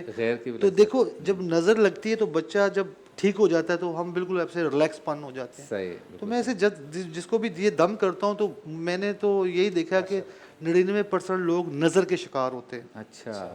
अच्छा, फिर ये कि जैसे अब्दुल रहमान बाबा ने फरमाया ना कि लोग इतने परेशान हैं कि अगर कहीं कतार लगी हुई हो ना तो हर 2-3 लोगों के बाद एक नया मसला आता है। यानी 2-3 जनों ने तो कह दिया कि मैं आमदनी की वजह से परेशान हूँ, चौथा आता है मैं बुखार बीमारी, कैंसर, माँ बीमारी, डॉक्टरों को ही सारे पैसे चले जाते हैं। उनसे निमटते हैं तो फिर एक आ जाता है बिजली के बिल, उससे निमटते कहते हैं कि रोज़गार वो नौकरी छूट गई है। इसके बाद यानी परेशानियों का एक अंबार है। और बाबा तो वो अंदरून सिंध जाते हैं ना तो रश लगा रहता है एक साथ मजमा, यानी आप अकेले देख ही नहीं सकते लोगों को, क्योंकि आपको पास टाइम ही नहीं होता। आप 6-8-10 घंटे बैठ जाएंगे, कितने 2-3 नमाज़ें पढ़ लेंगे खाने में, तो फिर जो दम या जो सरकार दो आलम सल्लल्लाहु अलैहि वसल्लम के तरीक़े या अल्लाह ताला के अस्माउल हुस्ना या कुरानी आयात से मुतालिक जो औराद व वज़ाइफ हैं वो फिर मुश्तरका तौर पे करने पड़ते हैं, क्योंकि आप सिंगली तो कर ही नहीं सकते कि भाई तू भी आ जा, फिर तू आ जा, लाइन लग जाएगी। तो इससे ये पता चलता है कि हमारी मुश्किलात व परेशानी का हल करने वाले लोग माशरे में कम हैं और मुश्किलात जिन्हें दरपेश है वो लोग ज़्यादा हैं, आप पूरा नहीं कर सकते। ये बिल्कुल इसी तरह से है कि हम जो यहाँ पे गुफ्तगू कर रहे हैं, हमारे पास गुफ्तगू करने के लिए बहुत ज़्यादा मवाद है, लेकिन हमारे पास टाइम कम है और हमें जाना पड़ता है ब्रेक पर। ब्रेक।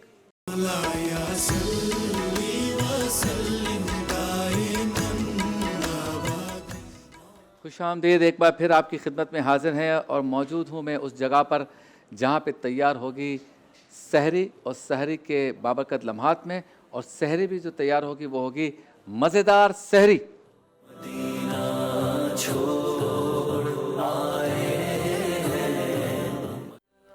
आज बनने जा रही है शेफ़ मेराज की जानिब से मेरे लिए, आपके लिए, हम सब के लिए मज़ेदार सहरी मुर्ग रानीपुर। अस्सलाम वालेकुम। वालेकुम सलाम। कहाँ से लाए ये? रानीपुर कहाँ है भाई? रानीपुर कहीं तो है, कहीं तो पंजाब में है शायद। पंजाब में भी है, इंडिया में भी है, यहाँ पे भी है मेरे ख्याल में। पंजाब में कहाँ पर है कुछ पता है? पंजाब में है, नाम तो सुना है एक जगह, सिंध में शायद। हाँ, पीर ऑफ रानीपुर भी है जो। हाँ सिंध में रानीपुर है वहाँ।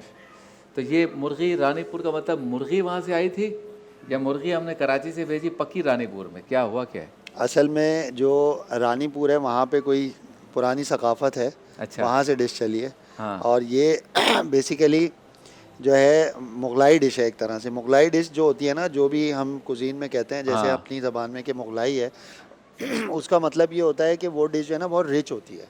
अच्छा। उसमें क्रीम और चीज़ और ये अगड़म शगड़म सारी महंगी चीज़ें जब डल जाएं, काजू का पेस्ट डल जाए, बादाम का पेस्ट डल जाए, अगड़म शगड़म क्या होता है? मतलब महंगी जितनी चीज़ें बहुत सारी है ना, जैसे किराने वाले का भला हो। हाँ, किराने वाले का भला वो हो, मुगलाई चीज़ हो जाती है। हाँ। तो अब इसमें भी हम जो है चीज़ भी ऐड करेंगे, वाइट सॉस बनाएंगे, क्रीम भी ऐड होगी, तो ये भी बहुत थिक बनेगी। ठीक है। और रिच होगी खाने में और हैवी होगी। अभी आपने स्टार्ट नहीं करना, ٹھیک ہے ٹھیک ہے۔ میں عبد الرحمان بابا صاحب سے 3 چھوٹے چھوٹے سوال کرتا ہوں.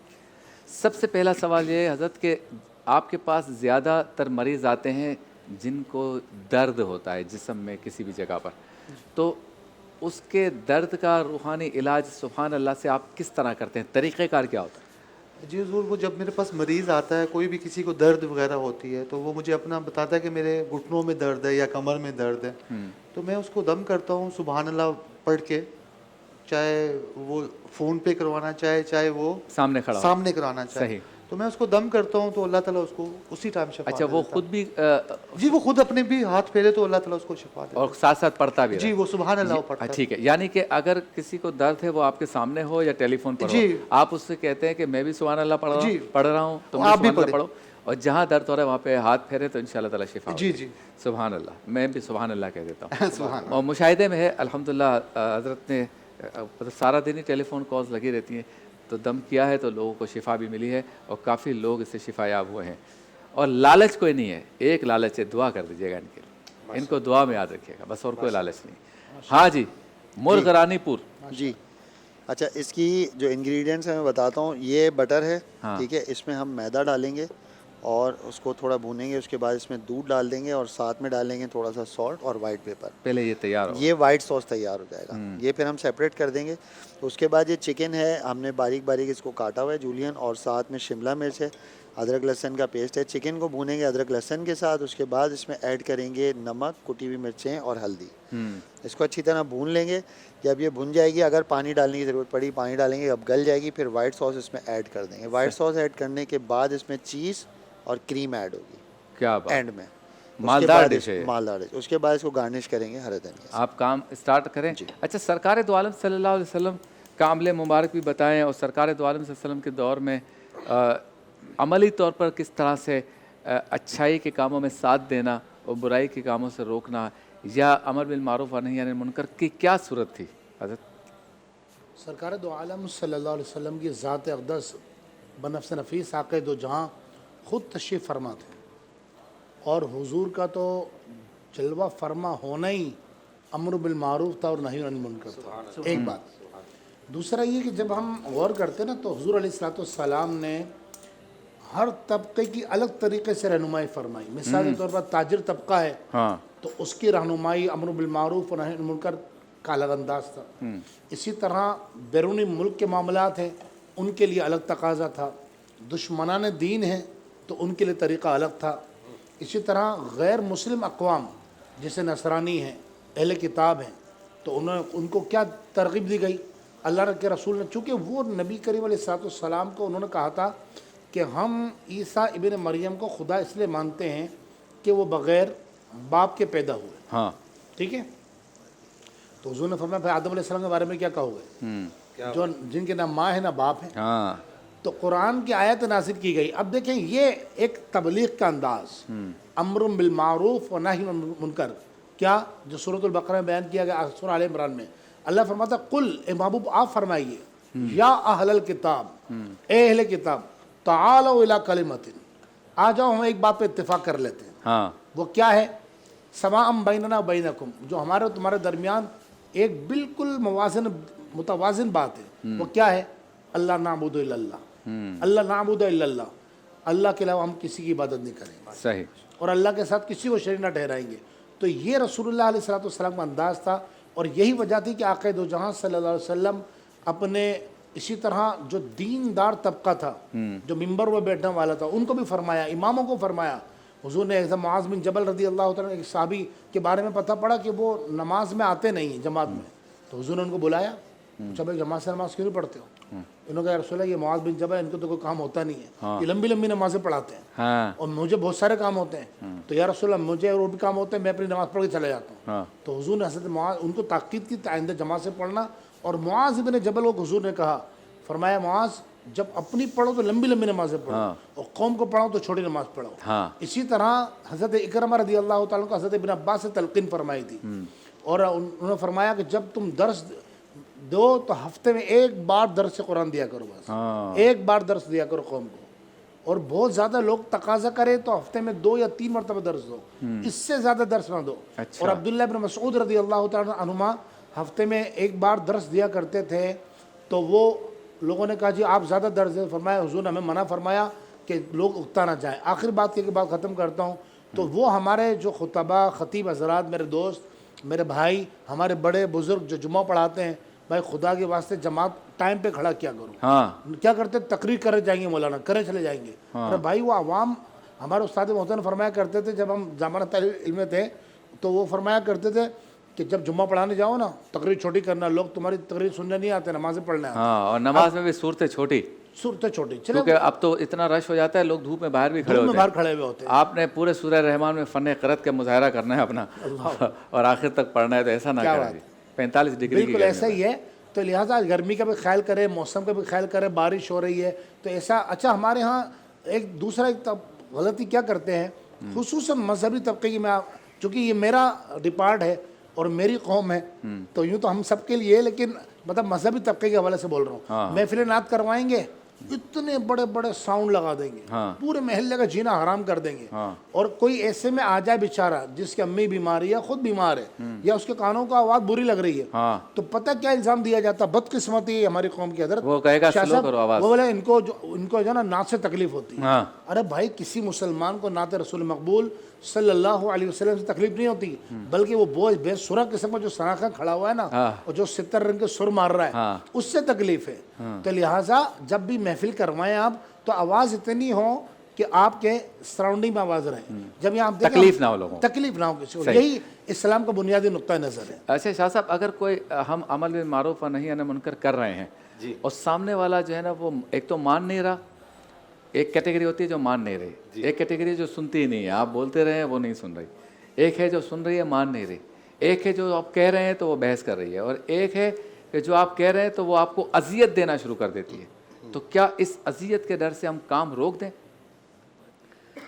دیکھیے بنیادی طور پر تو اگر الفتنۃ اشد من القتل کو مد نظر رکھا جائے کہ جہاں پر آپ محسوس کرتے ہیں کہ نیکی کی دعوت دینے سے اور برے کام کے روکنے سے لوگ جو ہے وہ بپھر جائیں گے اور فتنہ برپا ہو جائے گا، تو ایسی جگہ پر حکمت عملی کا تقاضا یہ ہے کہ آپ اس علاقے کے جو اچھے لوگ ہیں، جو معزز لوگ ہیں، ان لوگوں کے ساتھ جو ہے مل کر اس کام کو سر انجام دیں۔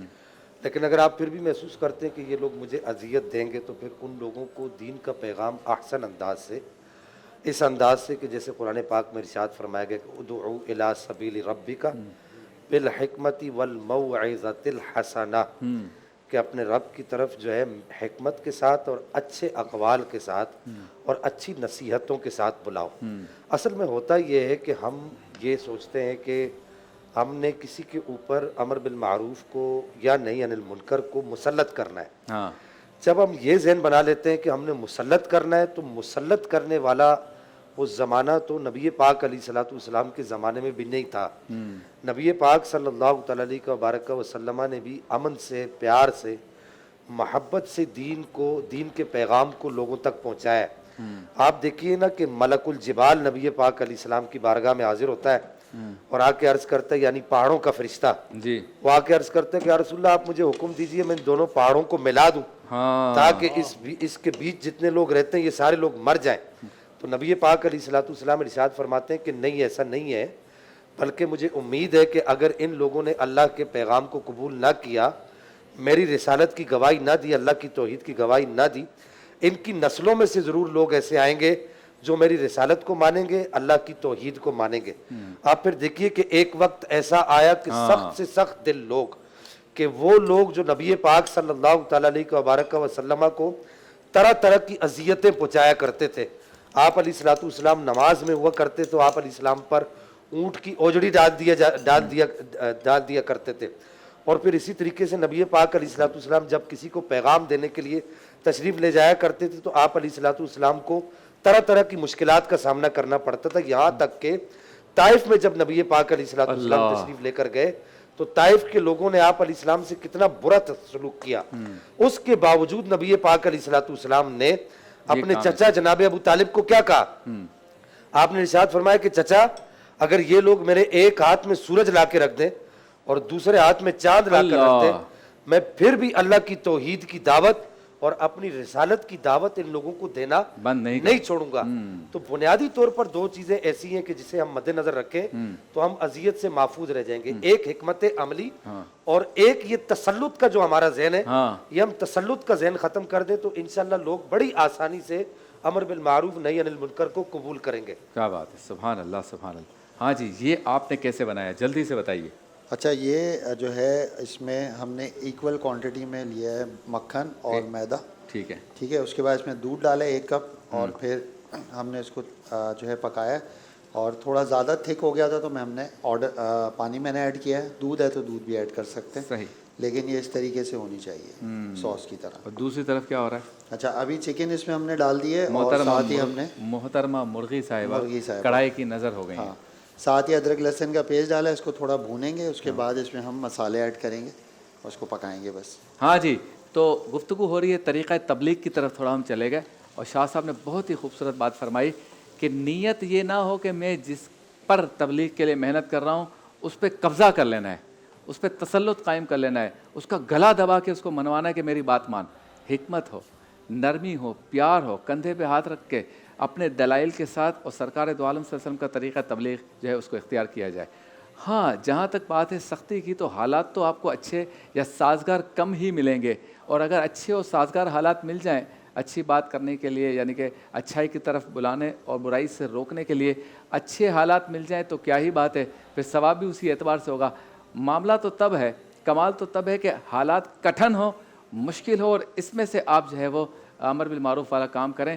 یہی وجہ ہے کہ اکثر ہم دیکھتے ہیں کہ ہم تن آسانی والے کام ڈھونڈتے ہیں, جس سے میرے تن کو آسانی ہو, مشقت نہ کرنی پڑے, جد و جہد نہ کرنی پڑے.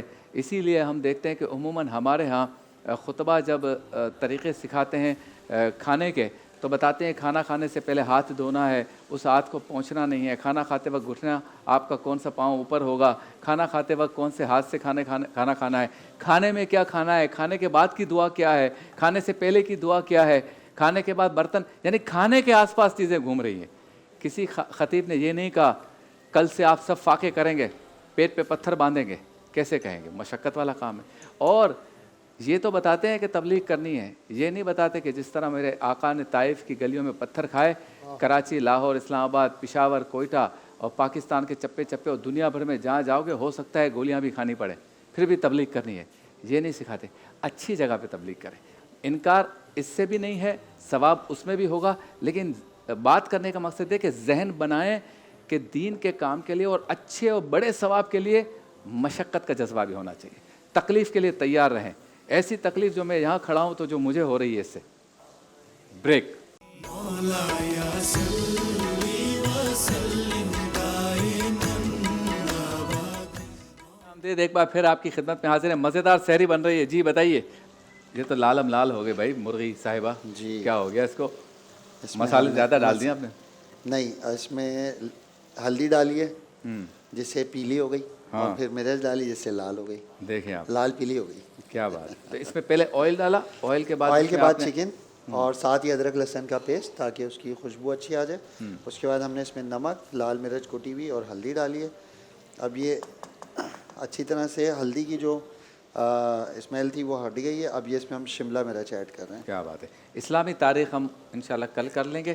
اس وقت ہم مسئلہ کیا ہے کی طرف چلیں گے, لیکن جانے سے پہلے ہمارے لیے ملبوسات بھیجتے ہیں روزانہ جے ڈاٹ. تو جے ڈاٹ کا شکریہ جو ہمارے لیے ملبوسات بھیجتے ہیں. اللہ آپ کے رزق میں برکت عطا فرمائے. آپ بھی اپنی عید کی شاپنگ کے لیے جے ڈاٹ کو یاد رکھیے.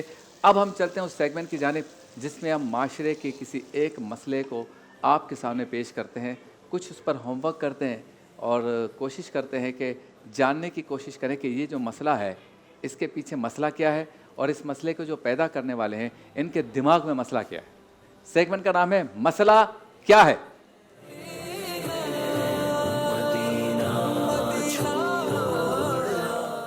مسئلہ کیا ہے میں آج ہم گفتگو کریں گے ایسے لوگوں کے بارے میں جو یہ کہتے ہیں کہ کام غیر قانونی ہے, کرتے تو سبھی ہیں, تو میں نے کر لیا تو کیا ہو گیا, لیکن جب ان کو پرابلمز آتی ہیں تو پھر کہتے ہیں اس نے کیا تھا تو اس کو تو کچھ بھی نہیں ہوا, مجھے کیوں ہوا.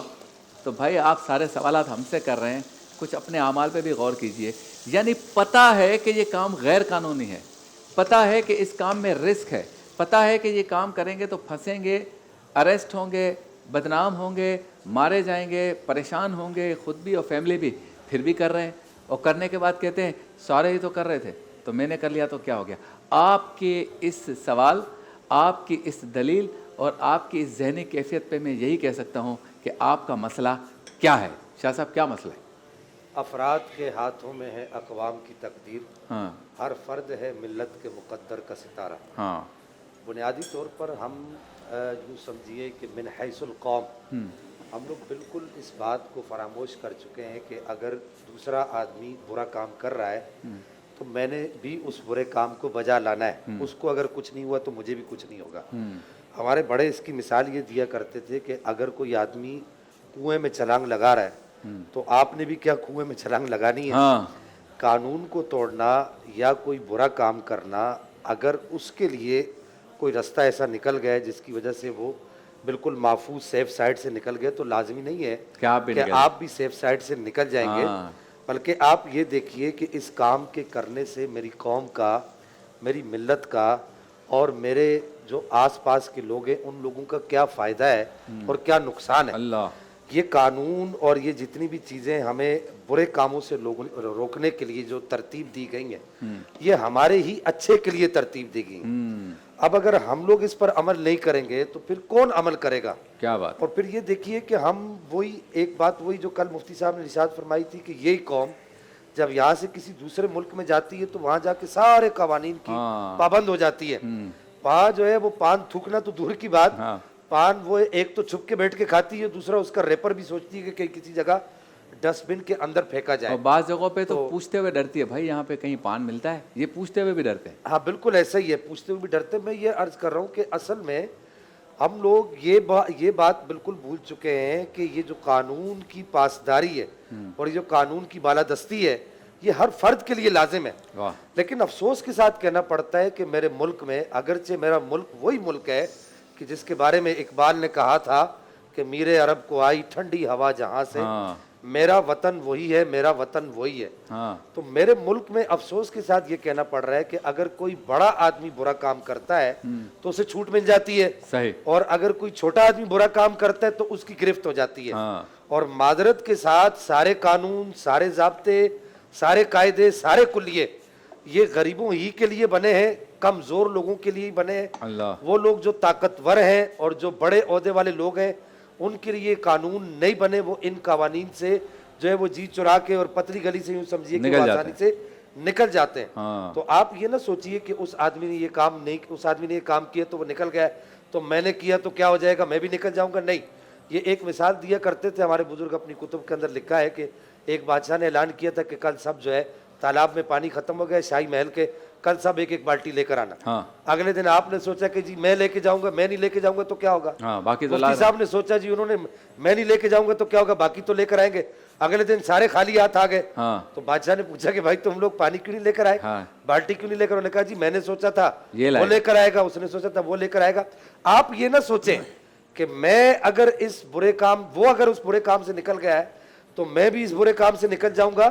اور دوسری بات آپ اپنے ذہن میں یہ رکھیے کہ یہ کام جیسا بھی اگر اس نے کر لیا ہے تو وہ عند اللہ ماخوذ ہوگا, عند اللہ ماجور نہیں ہوگا. ایک اللہ کی عدالت ہے, اس عدالت میں اس کو جواب دینا پڑے گا. آپ اس کی عدالت میں کھڑے ہونے کے لیے اگر تیار ہوتے ہیں تو پھر آپ کے ذہن میں یہ تصور قائم ہو جائے گا کہ آپ نے, اگر اس نے برا کام کیا ہے تو آپ نے یہ برا کام نہیں کرنا. جیسا کہ سرکار عمر فاروق رضی اللہ تعالیٰ عنہ ارشاد فرماتے ہیں کہ میں ایک نوجوان کی قبر پر گیا تو میں نے اس کی قبر پر کھڑے ہو کر پوچھا کہ یہ بتا کہ تو اپنے رب کے حضور کھڑے ہونے سے ڈرا, یعنی برا کام کرنے سے بچا, تو مجھے یہ بتا کہ اللہ نے تجھے کیا انعام دیا. تو اس کی قبر سے آواز آئی کہ اللہ جل مجدہ الکریم نے وَلِمَنْ خَافَ مَقَامَ رَبِّهِ جَنَّتَانِ, کہ جو اپنے رب کے حضور کھڑے ہونے سے ڈرا اس کو اللہ 2 جنتیں عطا فرماتا ہے. تو اس نے قبر میں سے جواب دیا کہ اللہ نے مجھے اپنا وعدہ پورا کیا اور مجھے 2 جنتیں عطا فرمائی. ایک تیسری بات یہاں پہ میں عرض کرنا چاہوں گا کہ یہ بات یاد رکھیے کہ ہمارے معاشرے کے اندر ایک یہ بھی بہت عجیب پہلو ہے کہ اگر کوئی آدمی غلط کام کرتا ہے تو اس کو سراہنے والے بہت ہوتے ہیں.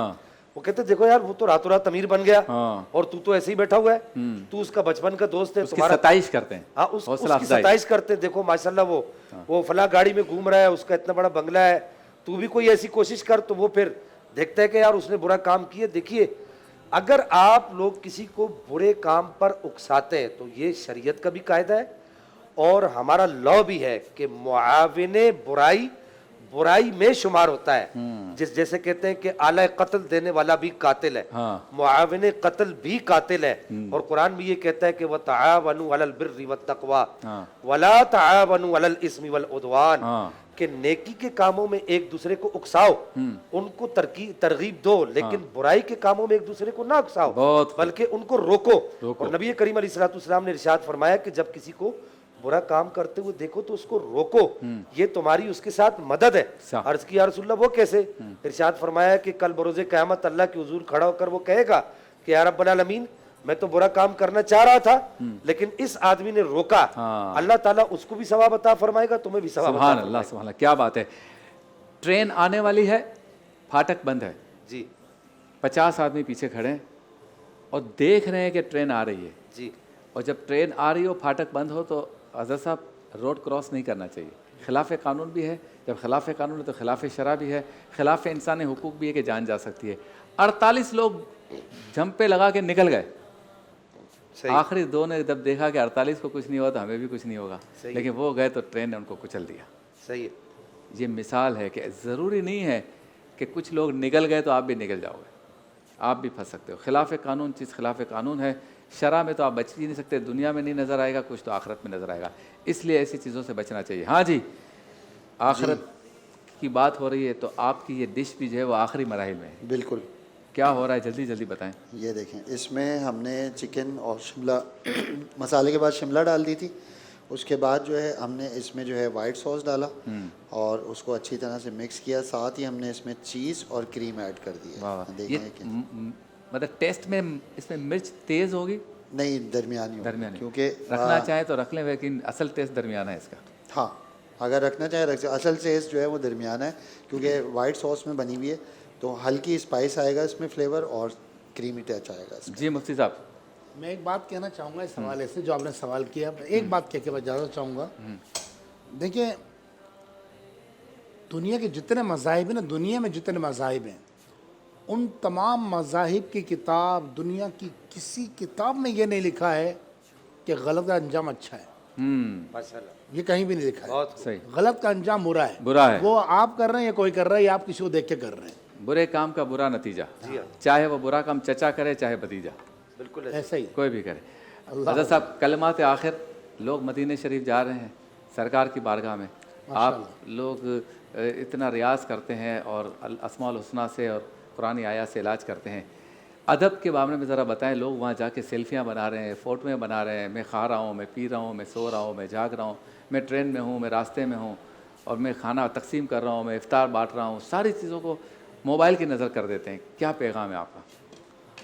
حضور وہ تو در ہی ایسا ہے، سرکار پھر بھی انہوں کو گلے لگا رہا ہے، گلا لیتا، آ جاؤ بھائی، چاہے وہ تصویریں کر رہے ہیں چاہے کچھ بھی کر رہے ہیں، اللہ پھر بھی وہ در ہی ایسا، وہ پھر بھی گلے لگا رہے ہیں، مگر یہ چیز غلط ہے۔ غلط ہے، تو اس کو تھوڑا سا یہ کرنا چاہیے کہ یہ نہیں ہونی چاہیے یہ چیز، نہیں ہونی مگر وہ در ایسا ہے وہاں پر وہ پھر وہاں بھی تو گلے لگا رہے ہیں۔ شرابی، کبابی، جوئے کے اڈے چلانے والے، حرام حلال کی تمیز نہ کرنے والے، بے نمازی، سارے پہنچ جاتے ہیں اور بغیر سرکار کی اجازت کے تو آتے ہی نہیں، آتی نہیں ہے، بس خیال ہم نے رکھنا ہے، ہم نے رکھنا ہے ادب کا بھی اور ہر چیز کا ہم نے خیال رکھنا ہے۔ حرم کی زمین اور قدم رکھ کے چلنا، اشارے سر کا موقع ہے کیا ہو اور جانے والے۔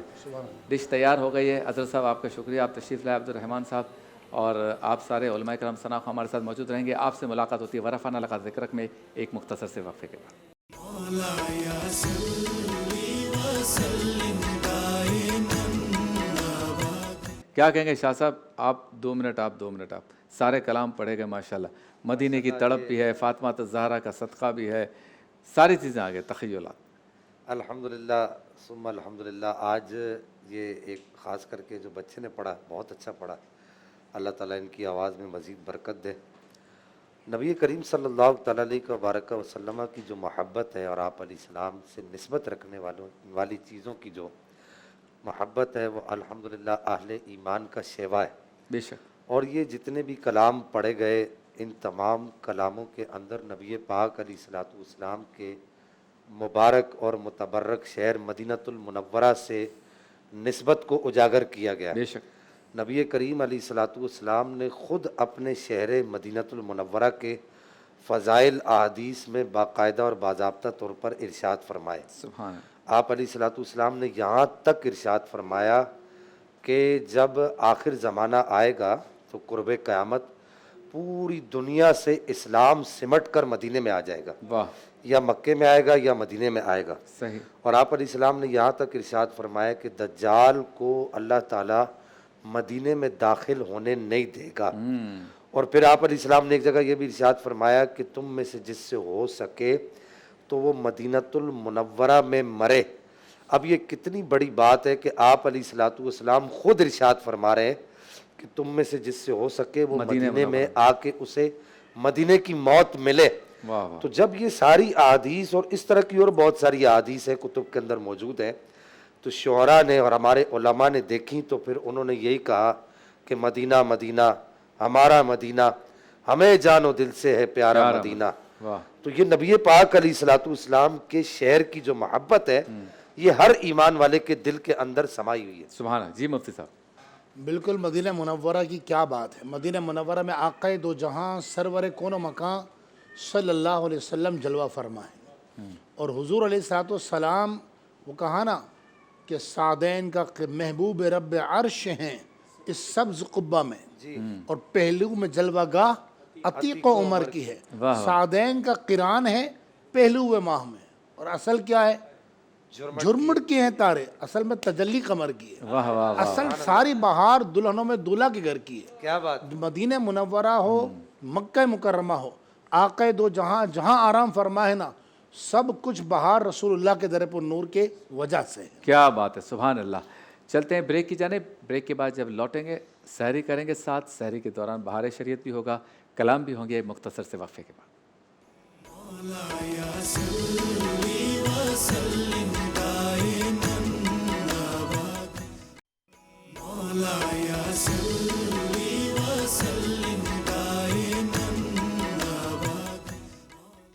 خوش آمدید. ایک بار پھر آپ کی خدمت میں حاضر ہیں. کراچی اسٹوڈیو میں ہم سحری کر رہے ہیں. یقیناً لاہور کے ہمارے دوست ساتھی وہاں پہ بھی سحری ہو رہی ہوگی. اسلام آباد والے شاید فجر کی نماز کی تیاری کر رہے ہوں گے. علماء کرام ثناخواں ہمارے ساتھ ہیں. ایک کلام سنتے ہیں اس کے بعد مفتی صاحب بہار شریعت میں نقطہ یا مسئلہ بیان کریں گے. جی بیٹا. سبحان اللہ. اب چلتے ہیں اس سیگمنٹ کی جانب جس میں مفتی غلام دستگیر صاحب ایک مسئلہ آپ کے سامنے جو ہے بیان کریں گے اس کا حل بتائیں گے. آج جو مسئلہ ہے وہ یہ ہے کہ وظائف پڑھنے کے آداب کیا ہیں, وظائف پڑھنے کے اصول کیا ہے اور وظائف پڑھنے سے پہلے کن چیزوں کا خیال رکھنا ضروری ہے. سیگمنٹ کا نام ہے بہار شریعت. اپنی دنیا چھوڑ آئے. بسم اللہ الرحمن الرحیم. اہدنا الصراط المستقیم. صدق اللہ العظیم. ہمارا دین اسلام ایسا آفاقی مذہب ہے جس نے ہمیں ایک اعتدال کی راہ سکھائی ہے. ہمیں یہ بتایا ہے کہ ایک مسلمان کو معتدل مزاج کیسے بننا ہے. اس کے طریقے بیان کیے, اس کے انداز, اس کے افکار بیان کیے. قرآن مجید فرقان حمید میں اللہ رب العالمین نے واضح طور پر نماز کے احکامات بیان فرمائے ہیں. اور قرآن مجید فرقان حمید اللہ کا وہ کلام ہے کہ جس میں کم و بیش 700 مقامات پر نماز کا حکم دیا گیا. دیکھیے اسلام وہ مذہب ہے کہ جس نے ہمیں معتدل بنایا ہے, نہ افراط نہ تفرید, کمی اور زیادتی نہیں. لیکن آج ہمارے ہاں دیکھا جاتا ہے کہ خصوصاً جو لوگ وظائف پڑھتے ہیں پڑھاتے ہیں عام طور پر ان کی نماز کی طرف توجہ نہیں ہوتی ہے. یا عام طور پر جو لوگ نماز پڑھتے ہیں وہ بولتے ہیں وظیفہ پڑھنے کی ضرورت ہی نہیں ہے, بس وظیفہ نماز پڑھ لو. یہ دونوں افراط و تفرید کر رہے ہیں. نہیں یاد رکھیں بلا شبہ نماز کی برکتیں ہیں, نماز کی فضیلتیں ہیں, لیکن اگر صرف نماز ہی ہوتی اور بلا شبہ نماز ہی ہے تو نبی کریم علیہ السلام کی جو تعلیمات ہمیں بتاتی ہیں وہ کیا بتاتی ہیں. حضور نے وظائف کی برکتیں بیان فرمائی ہیں. احادیث طیبہ کے اندر بخاری مسلم بھری بھی ہیں کہ رسول اللہ علیہ السلام اور دیگر سیرہ ستہ کتب اور دیگر احادیث ذخیرہ موجود ہے کہ سرکار دو عالم علیہ السلام نے قرآن پاک کے بھی وظائف بیان فرمائے اور قرآن پاک کے علاوہ بھی وظائف بیان فرمائے. مثلا اس وقت کراچی اسٹوڈیو میں سحری ہو رہی ہے اور ہم سب سحری کر رہے ہیں، تو سحری سے جب ہم کھانا کھاتے ہیں تو ہم پڑھتے ہیں بسم اللہ الرحمن الرحیم. اب یہ قرآن پاک کی آیت کا حصہ ہے، آقا دو جہاں علیہ السلام نے ہمیں عطا فرمایا. اسی طرح ہم سواری کرتے ہیں تو سواری کی جو آیات ہیں قرآن پاک کی وہ کم و بیش کوئی 1.5 پونے 2 آیتیں بنتی ہیں. سبحان الذی سخر لنا ھذا وما كنا له مقرنین وانا الی ربنا لمنقلبون. یہ تو وہ وظائف ہیں جو رسول اللہ علیہ السلام نے اپنی امت کو تعلیم فرمائے. لیکن اس کے علاوہ بھی وظائف تعلیم فرمائے، جیسا کہ نظر بد سے بچنے کے لیے احادیث طیبہ کے اندر دعائیں ہیں. اسی طرح سید الاستغفار حدیث مبارکہ میں اس کی بڑی فضیلت بیان فرمائی گئی. اسی طرح رضیت باللہ ربا وبالاسلام دینا وبسیدنا محمد صلی اللہ علیہ وسلم نبی و رسولا. تو لہٰذا ایک بات یہ سمجھ میں آئی جو آج ہمیں بھارت شریعت میں کہ ہماری شریعت مطہرہ ہمیں یہ بتاتی ہے کہ ہمیں کس طریقے سے وظائف پڑھنے ہیں، بالکل جری بھی نہیں ہونا. دوسری بات کہ وظائف میں اجازت ضروری ہے. بعض لوگ بولتے ہیں اجازت ضروری نہیں ہے، آپ جو چاہے وظیفہ پڑھ لیں. بلا شبہ 1-2 مرتبہ پڑھنے میں حرج نہیں ہے، لیکن آپ جب بہت بڑی تعداد میں پڑھیں گے نا، ہزاروں کی اور سینکڑوں کی تعداد میں، تو پھر جیسے یوں سمجھ لیجئے آسان الفاظ میں، ہم مال کی زکوٰۃ کس طرح نکالتے ہیں؟ مال سے نکالتے ہیں مال کی زکوٰۃ. تو اسی طرح جو وظیفوں کی زکوٰۃ بھی کہلاتی ہے تو یہ مال سے ادا نہیں کی جاتی، بلکہ وظیفے کی زکوٰۃ وظیفے کے ذریعے ادا کی جاتی ہے. تو جو صاحب اجازت ہوتا ہے وہ وظائف کی زکوٰۃ ادا کر چکا ہوتا ہے. تو اب ہوتا کیا ہے کہ جب وہ وظائف کی زکوٰۃ ادا کر چکا تو پھر اللہ تبارک و تعالیٰ اس کو وہ شان عطا فرما دیتا ہے کہ وہ کسی کو بھی ایک عمل کی اجازت دیتا ہے. یوں سمجھ لیں کہ مطلب وظیفہ جو ہے وہ ایک سواری کی مانند ہوتا ہے، گھوڑے کی طرح، اور اس کی اجازت ہے نا، اس کی لگام ہے. اور جو صاحب اجازت ہوگا وہ جس کو اجازت دے گا اللہ تبارک و تعالیٰ اس میں برکت عطا فرمائے گا. ایک بات اس کی نظیر اور اس کی مثال ابھی سمجھ سکتے ہیں. نبی کریم علیہ السلام کی بارگاہ میں وہ شخص آیا اور اس نے آ کر کہا محمد اگر آپ اللہ کے نبی ہیں تو بتائیے وہ تالاب کے کنارے، اس کنارے وہ پتھر پڑا ہوا ہے، آپ اس سے کہیے کہ وہ آپ کے پاس آئے، آپ کی گواہی دے. حضور نے فرمایا تو جا کے کہہ کہ تجھے اللہ کے نبی بلا رہے ہیں. اب دیکھیے بول کافر رہا ہے، جا کر اس کو وہ تیرتا ہوا آتا ہے اور کلمہ پڑھ کے مسلمان ہوتا ہے. بول کافر رہا ہے لیکن اجازت پیچھے رسول اللہ کی ہے، زبان کافر کی ہے. تو اسی طرح ہماری زبان ناقص ہوتی ہے، لیکن جو اولیاء کاملین ہیں، جو بزرگان دین ہیں، جو اللہ کے پیارے ہیں، جن کی زبانیں ذکر کر کے پاک ہو جاتی ہے، جب وہ اجازت دیتے ہیں تو اس میں تاثیر پیدا ہو جاتی ہے. بس یہی فرق ہوتا ہے. ورنہ تو آپ کوئی وظیفہ جو حدیثوں میں آیا ہے آپ وہ پڑھیں. دوسری بات، وظائف جب آپ پڑھیں سب سے پہلی بات نماز کی پابندی کریں. نماز کوئی وظیفہ پڑھتا ہے یا نہیں پڑھتا ہے، اس کو نماز تو پڑھنی ہے، نماز معاف نہیں ہے. اور میں اکثر ہی کہا کرتا ہوں، پہلے بھی میں نے عرض کیا ہے کہ دین آپ کو ایک مرتبہ سیکھنا ہے، بس بار بار دین نہیں سیکھنا. ایک مرتبہ نماز سیکھنی ہے. قرآن کا عربی کا تلفظ آپ کو ایک مرتبہ سیکھنا ہے زندگی میں، بار بار نہیں سیکھنا ہے. کوئی آپ سے نہیں پوچھے گا، ایک مرتبہ سیکھ لیجئے. جس طرح ہم نے دنیا کے سارے کام سیکھے ہیں، جس طرح ہم نے دنیا کے ہر معاملے کو سیکھا ہے، جس طرح ہم نے سیکھا ہے کیا جناب یہ کیلکولیشن کیسے کی جاتی ہے پیسے کی، بزنس کو کیسے بڑھایا جاتا ہے، کس طرح ٹرن اوور دیا جاتا ہے.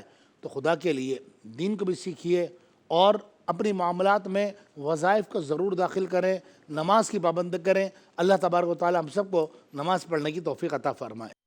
مولایا صلی وسلم دائما ابدا، مولایا صلی وسلم دائما ابدا. خوش آمدید، ایک بار پھر آپ کی خدمت میں حاضر ہیں. چلتے ہیں اس سیگمنٹ کی جانب جس میں ہمارے 2 روحانی اسکالرز میری آپ کی ہم سب کی پریشانیوں کا حل تجویز فرماتے ہیں روحانی اعتبار سے. سیگمنٹ کا نام ہے روحانی گلدستہ.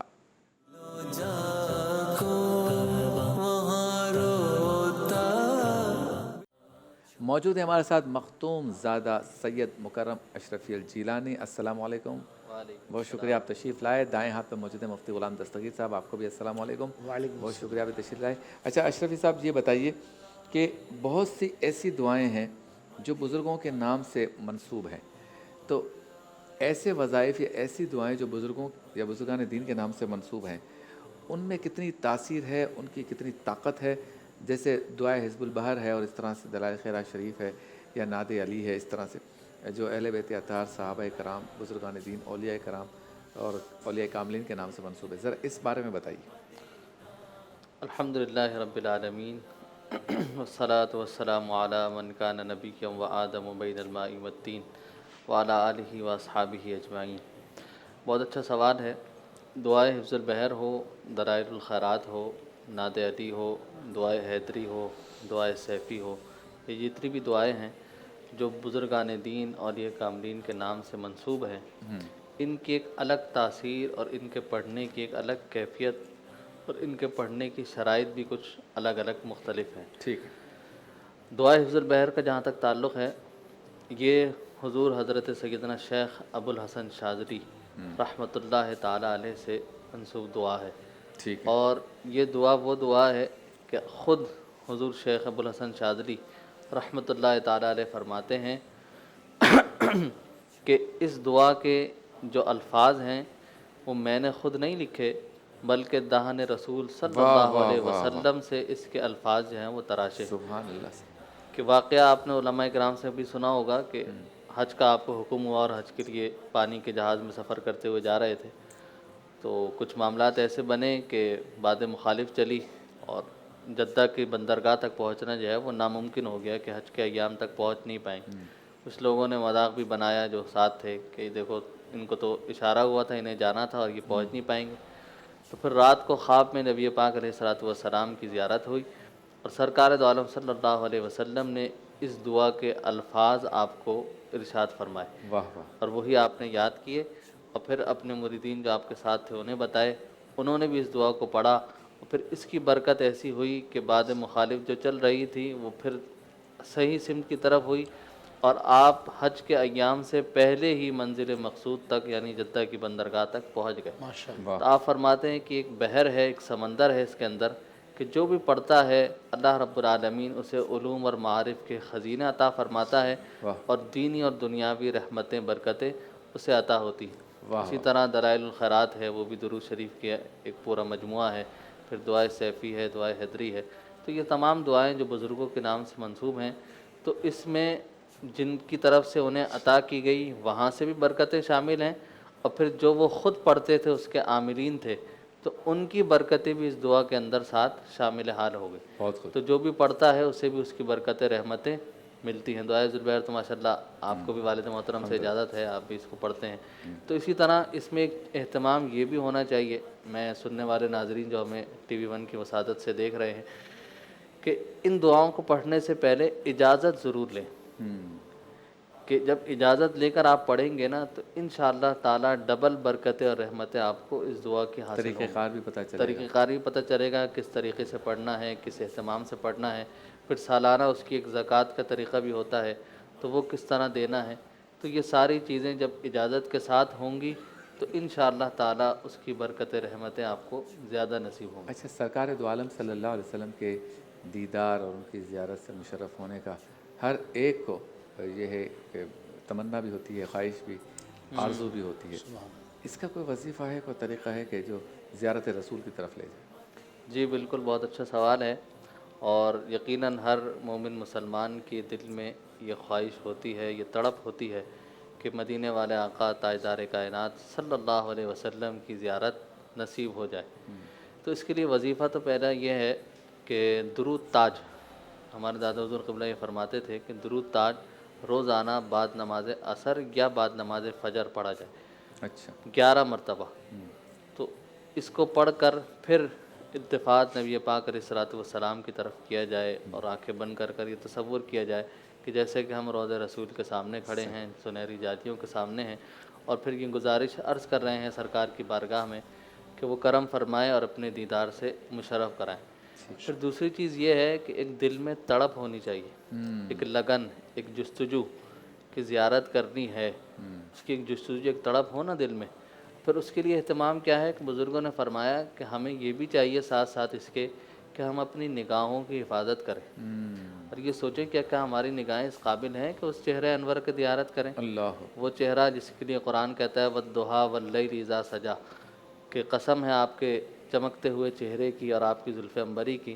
تو ایسا مبارک، مقدس، معتبر، محترم چہرہ، ایسا حسین و جمیل چہرہ جس کے لیے حضرت حسان فرمائے وَأَحْسَنُ مِنْكَ لَمْ تَرَ قَطُّ عَيْنِي وَأَجْمَلُ مِنْكَ لَمْ تَلِدِ النِّسَاءُ خُلِقْتَ مُبَرَّأً مِنْ كُلِّ عَيْبٍ كَأَنَّكَ قَدْ خُلِقْتَ كَمَا تَشَاءُ۔ تو اس چہرے کی اگر زیارت کرنی ہے تو تڑپ بھی ہو اور ساتھ ساتھ نگاہوں کی حفاظت بھی ہو۔ تو جب نگاہوں کی حفاظت ہوگی تو اس میں تاثیر بھی پیدا ہوگی اور انشاءاللہ تعالی سرکار کی طرف سے کرم نوازی ہوگی اور زیارت ضرور نصیب ہوگی۔ سبحان حضرت، نعمتوں میں اضافہ ہوتا رہے، اس کے لیے کوئی وظیفہ بتائیں مستقل بنیاد پر۔ بسم اللہ الرحمن الرحیم، اہدنا الصراط المستقیم، صدق اللہ العظیم۔ آج آپ نے وہ سوال کیا جو ہر دل کی آواز ہے۔ بے شک۔ اچھا، یہاں دو باتیں ہیں۔ پہلی بات یہ کہ نعمتوں میں تو اضافہ ہو لیکن وہ نعمتیں قائم بھی رہیں۔ یعنی ایک تعداد ہے جو آپ کو یہ بولتی نظر آئے گی یار پہلے ہمارے پاس گاڑی ہوتی تھی، پہلے ہمارا ذاتی گھر تھا، پہلے ہمارا کاروبار تھا، اور ہم تو یوں مکہ مدینہ آ جاتے، مسئلہ ہی نہیں ہوتا تھا، اور آج کرایہ بھرنا مشکل ہوتا ہے۔ تو یہ نعمتوں کو زوال لگ جاتا ہے۔ اللہ پاک زوال نعمت سے محفوظ فرمائے۔ بابرکت ساعتیں ہیں، آج 18ویں شب ہے جی، تقریباً 12 راتیں 11 راتیں باقی ہیں۔ تو اس وقت جتنے ناظرین دیکھ رہے ہیں میں ان سب سے درخواست کروں گا کہ بھائی یہ چند سحریاں اور چند افطاریاں رہ گئی ہیں، بس رمضان آئے گا دوبارہ، ہم مہمان ہیں، ہم کبھی بھی چلے جائیں گے۔ اللہ پاک ایمان پر خاتمہ بالخیر عطا فرمائے۔ تو آپ جتنی سحریاں اور افطاریاں ہیں اور تراویاں ہیں، یہ 3 لمحات ایسے ہیں، تراوی، سحری اور افطاری، فرمایا ان میں لازمی دعا قبول ہوتی ہے۔ تو ہو سکے تو یہ وظیفہ اس ٹائم بھی پڑھیں۔ ویسے تو ہم عام طور پر کہتے ہیں کہ ہر نماز کے بعد پڑھ لیں۔ چھوٹا سا وظیفہ ہے، 3 پارے میں سورہ آل عمران کا آغاز ہوتا ہے، 3 پارے میں، اور اس کی آیت نمبر 26 ہے، قل اللہم مالک الملک تؤتی الملک من تشاء وتنزع الملک ممن تشاء وتعز من تشاء وتذل من تشاء بیدک الخیر انک علی کل شیء قدیر۔ یہ مکمل آیت ہے، آیت نمبر 26۔ ٹھیک ہے۔ اچھا، اس کا لفظ قل نہیں پڑھنا ہے، اللہم سے پڑھنا ہے، اچھا، اللہم مالک الملک، اور یہ 9 مرتبہ ہر نماز کے بعد پڑھے، یا کم از کم اگر نہیں ٹائم ملتا ہر نماز کے بعد تو کم از کم صبح اور شام۔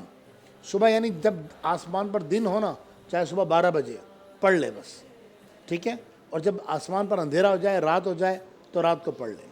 تو بس صوفیہ نے فرمایا کہ کبھی بھی انشاءاللہ ایک تو نعمت کو زوال نہیں لگے گا، دوسرا اللہ نے چاہا تو نعمتیں بھی بڑھے گی۔ اچھا، ایک ہوتا ہے بخار، ایک ہوتا ہے باری کا بخار۔ جی یہ بار بار آتا ہے، جو بہت تیز بخار ہوتا ہے، ہر 4-5-6 گھنٹے بعد آتا ہے، اس کے لیے کوئی وظیفہ ہے؟ اللہ اکبر حضرت، یہ بیماری تو کوئی سی بھی اچھی نہیں ہے، لیکن جو باری کا بخار ہوتا ہے نا، اس میں ہوتا کیا ہے، یہ اس کو باری کا بخار اس لیے کہتے ہیں، یہ باری باری آتا ہے، یعنی ہر 6 گھنٹے بعد، 4 گھنٹے بعد، اور اس ساتھ شدید بخار ہوتا ہے، اور وہ شدید سر میں درد ہوتا ہے اور جسم میں درد ہوتا ہے۔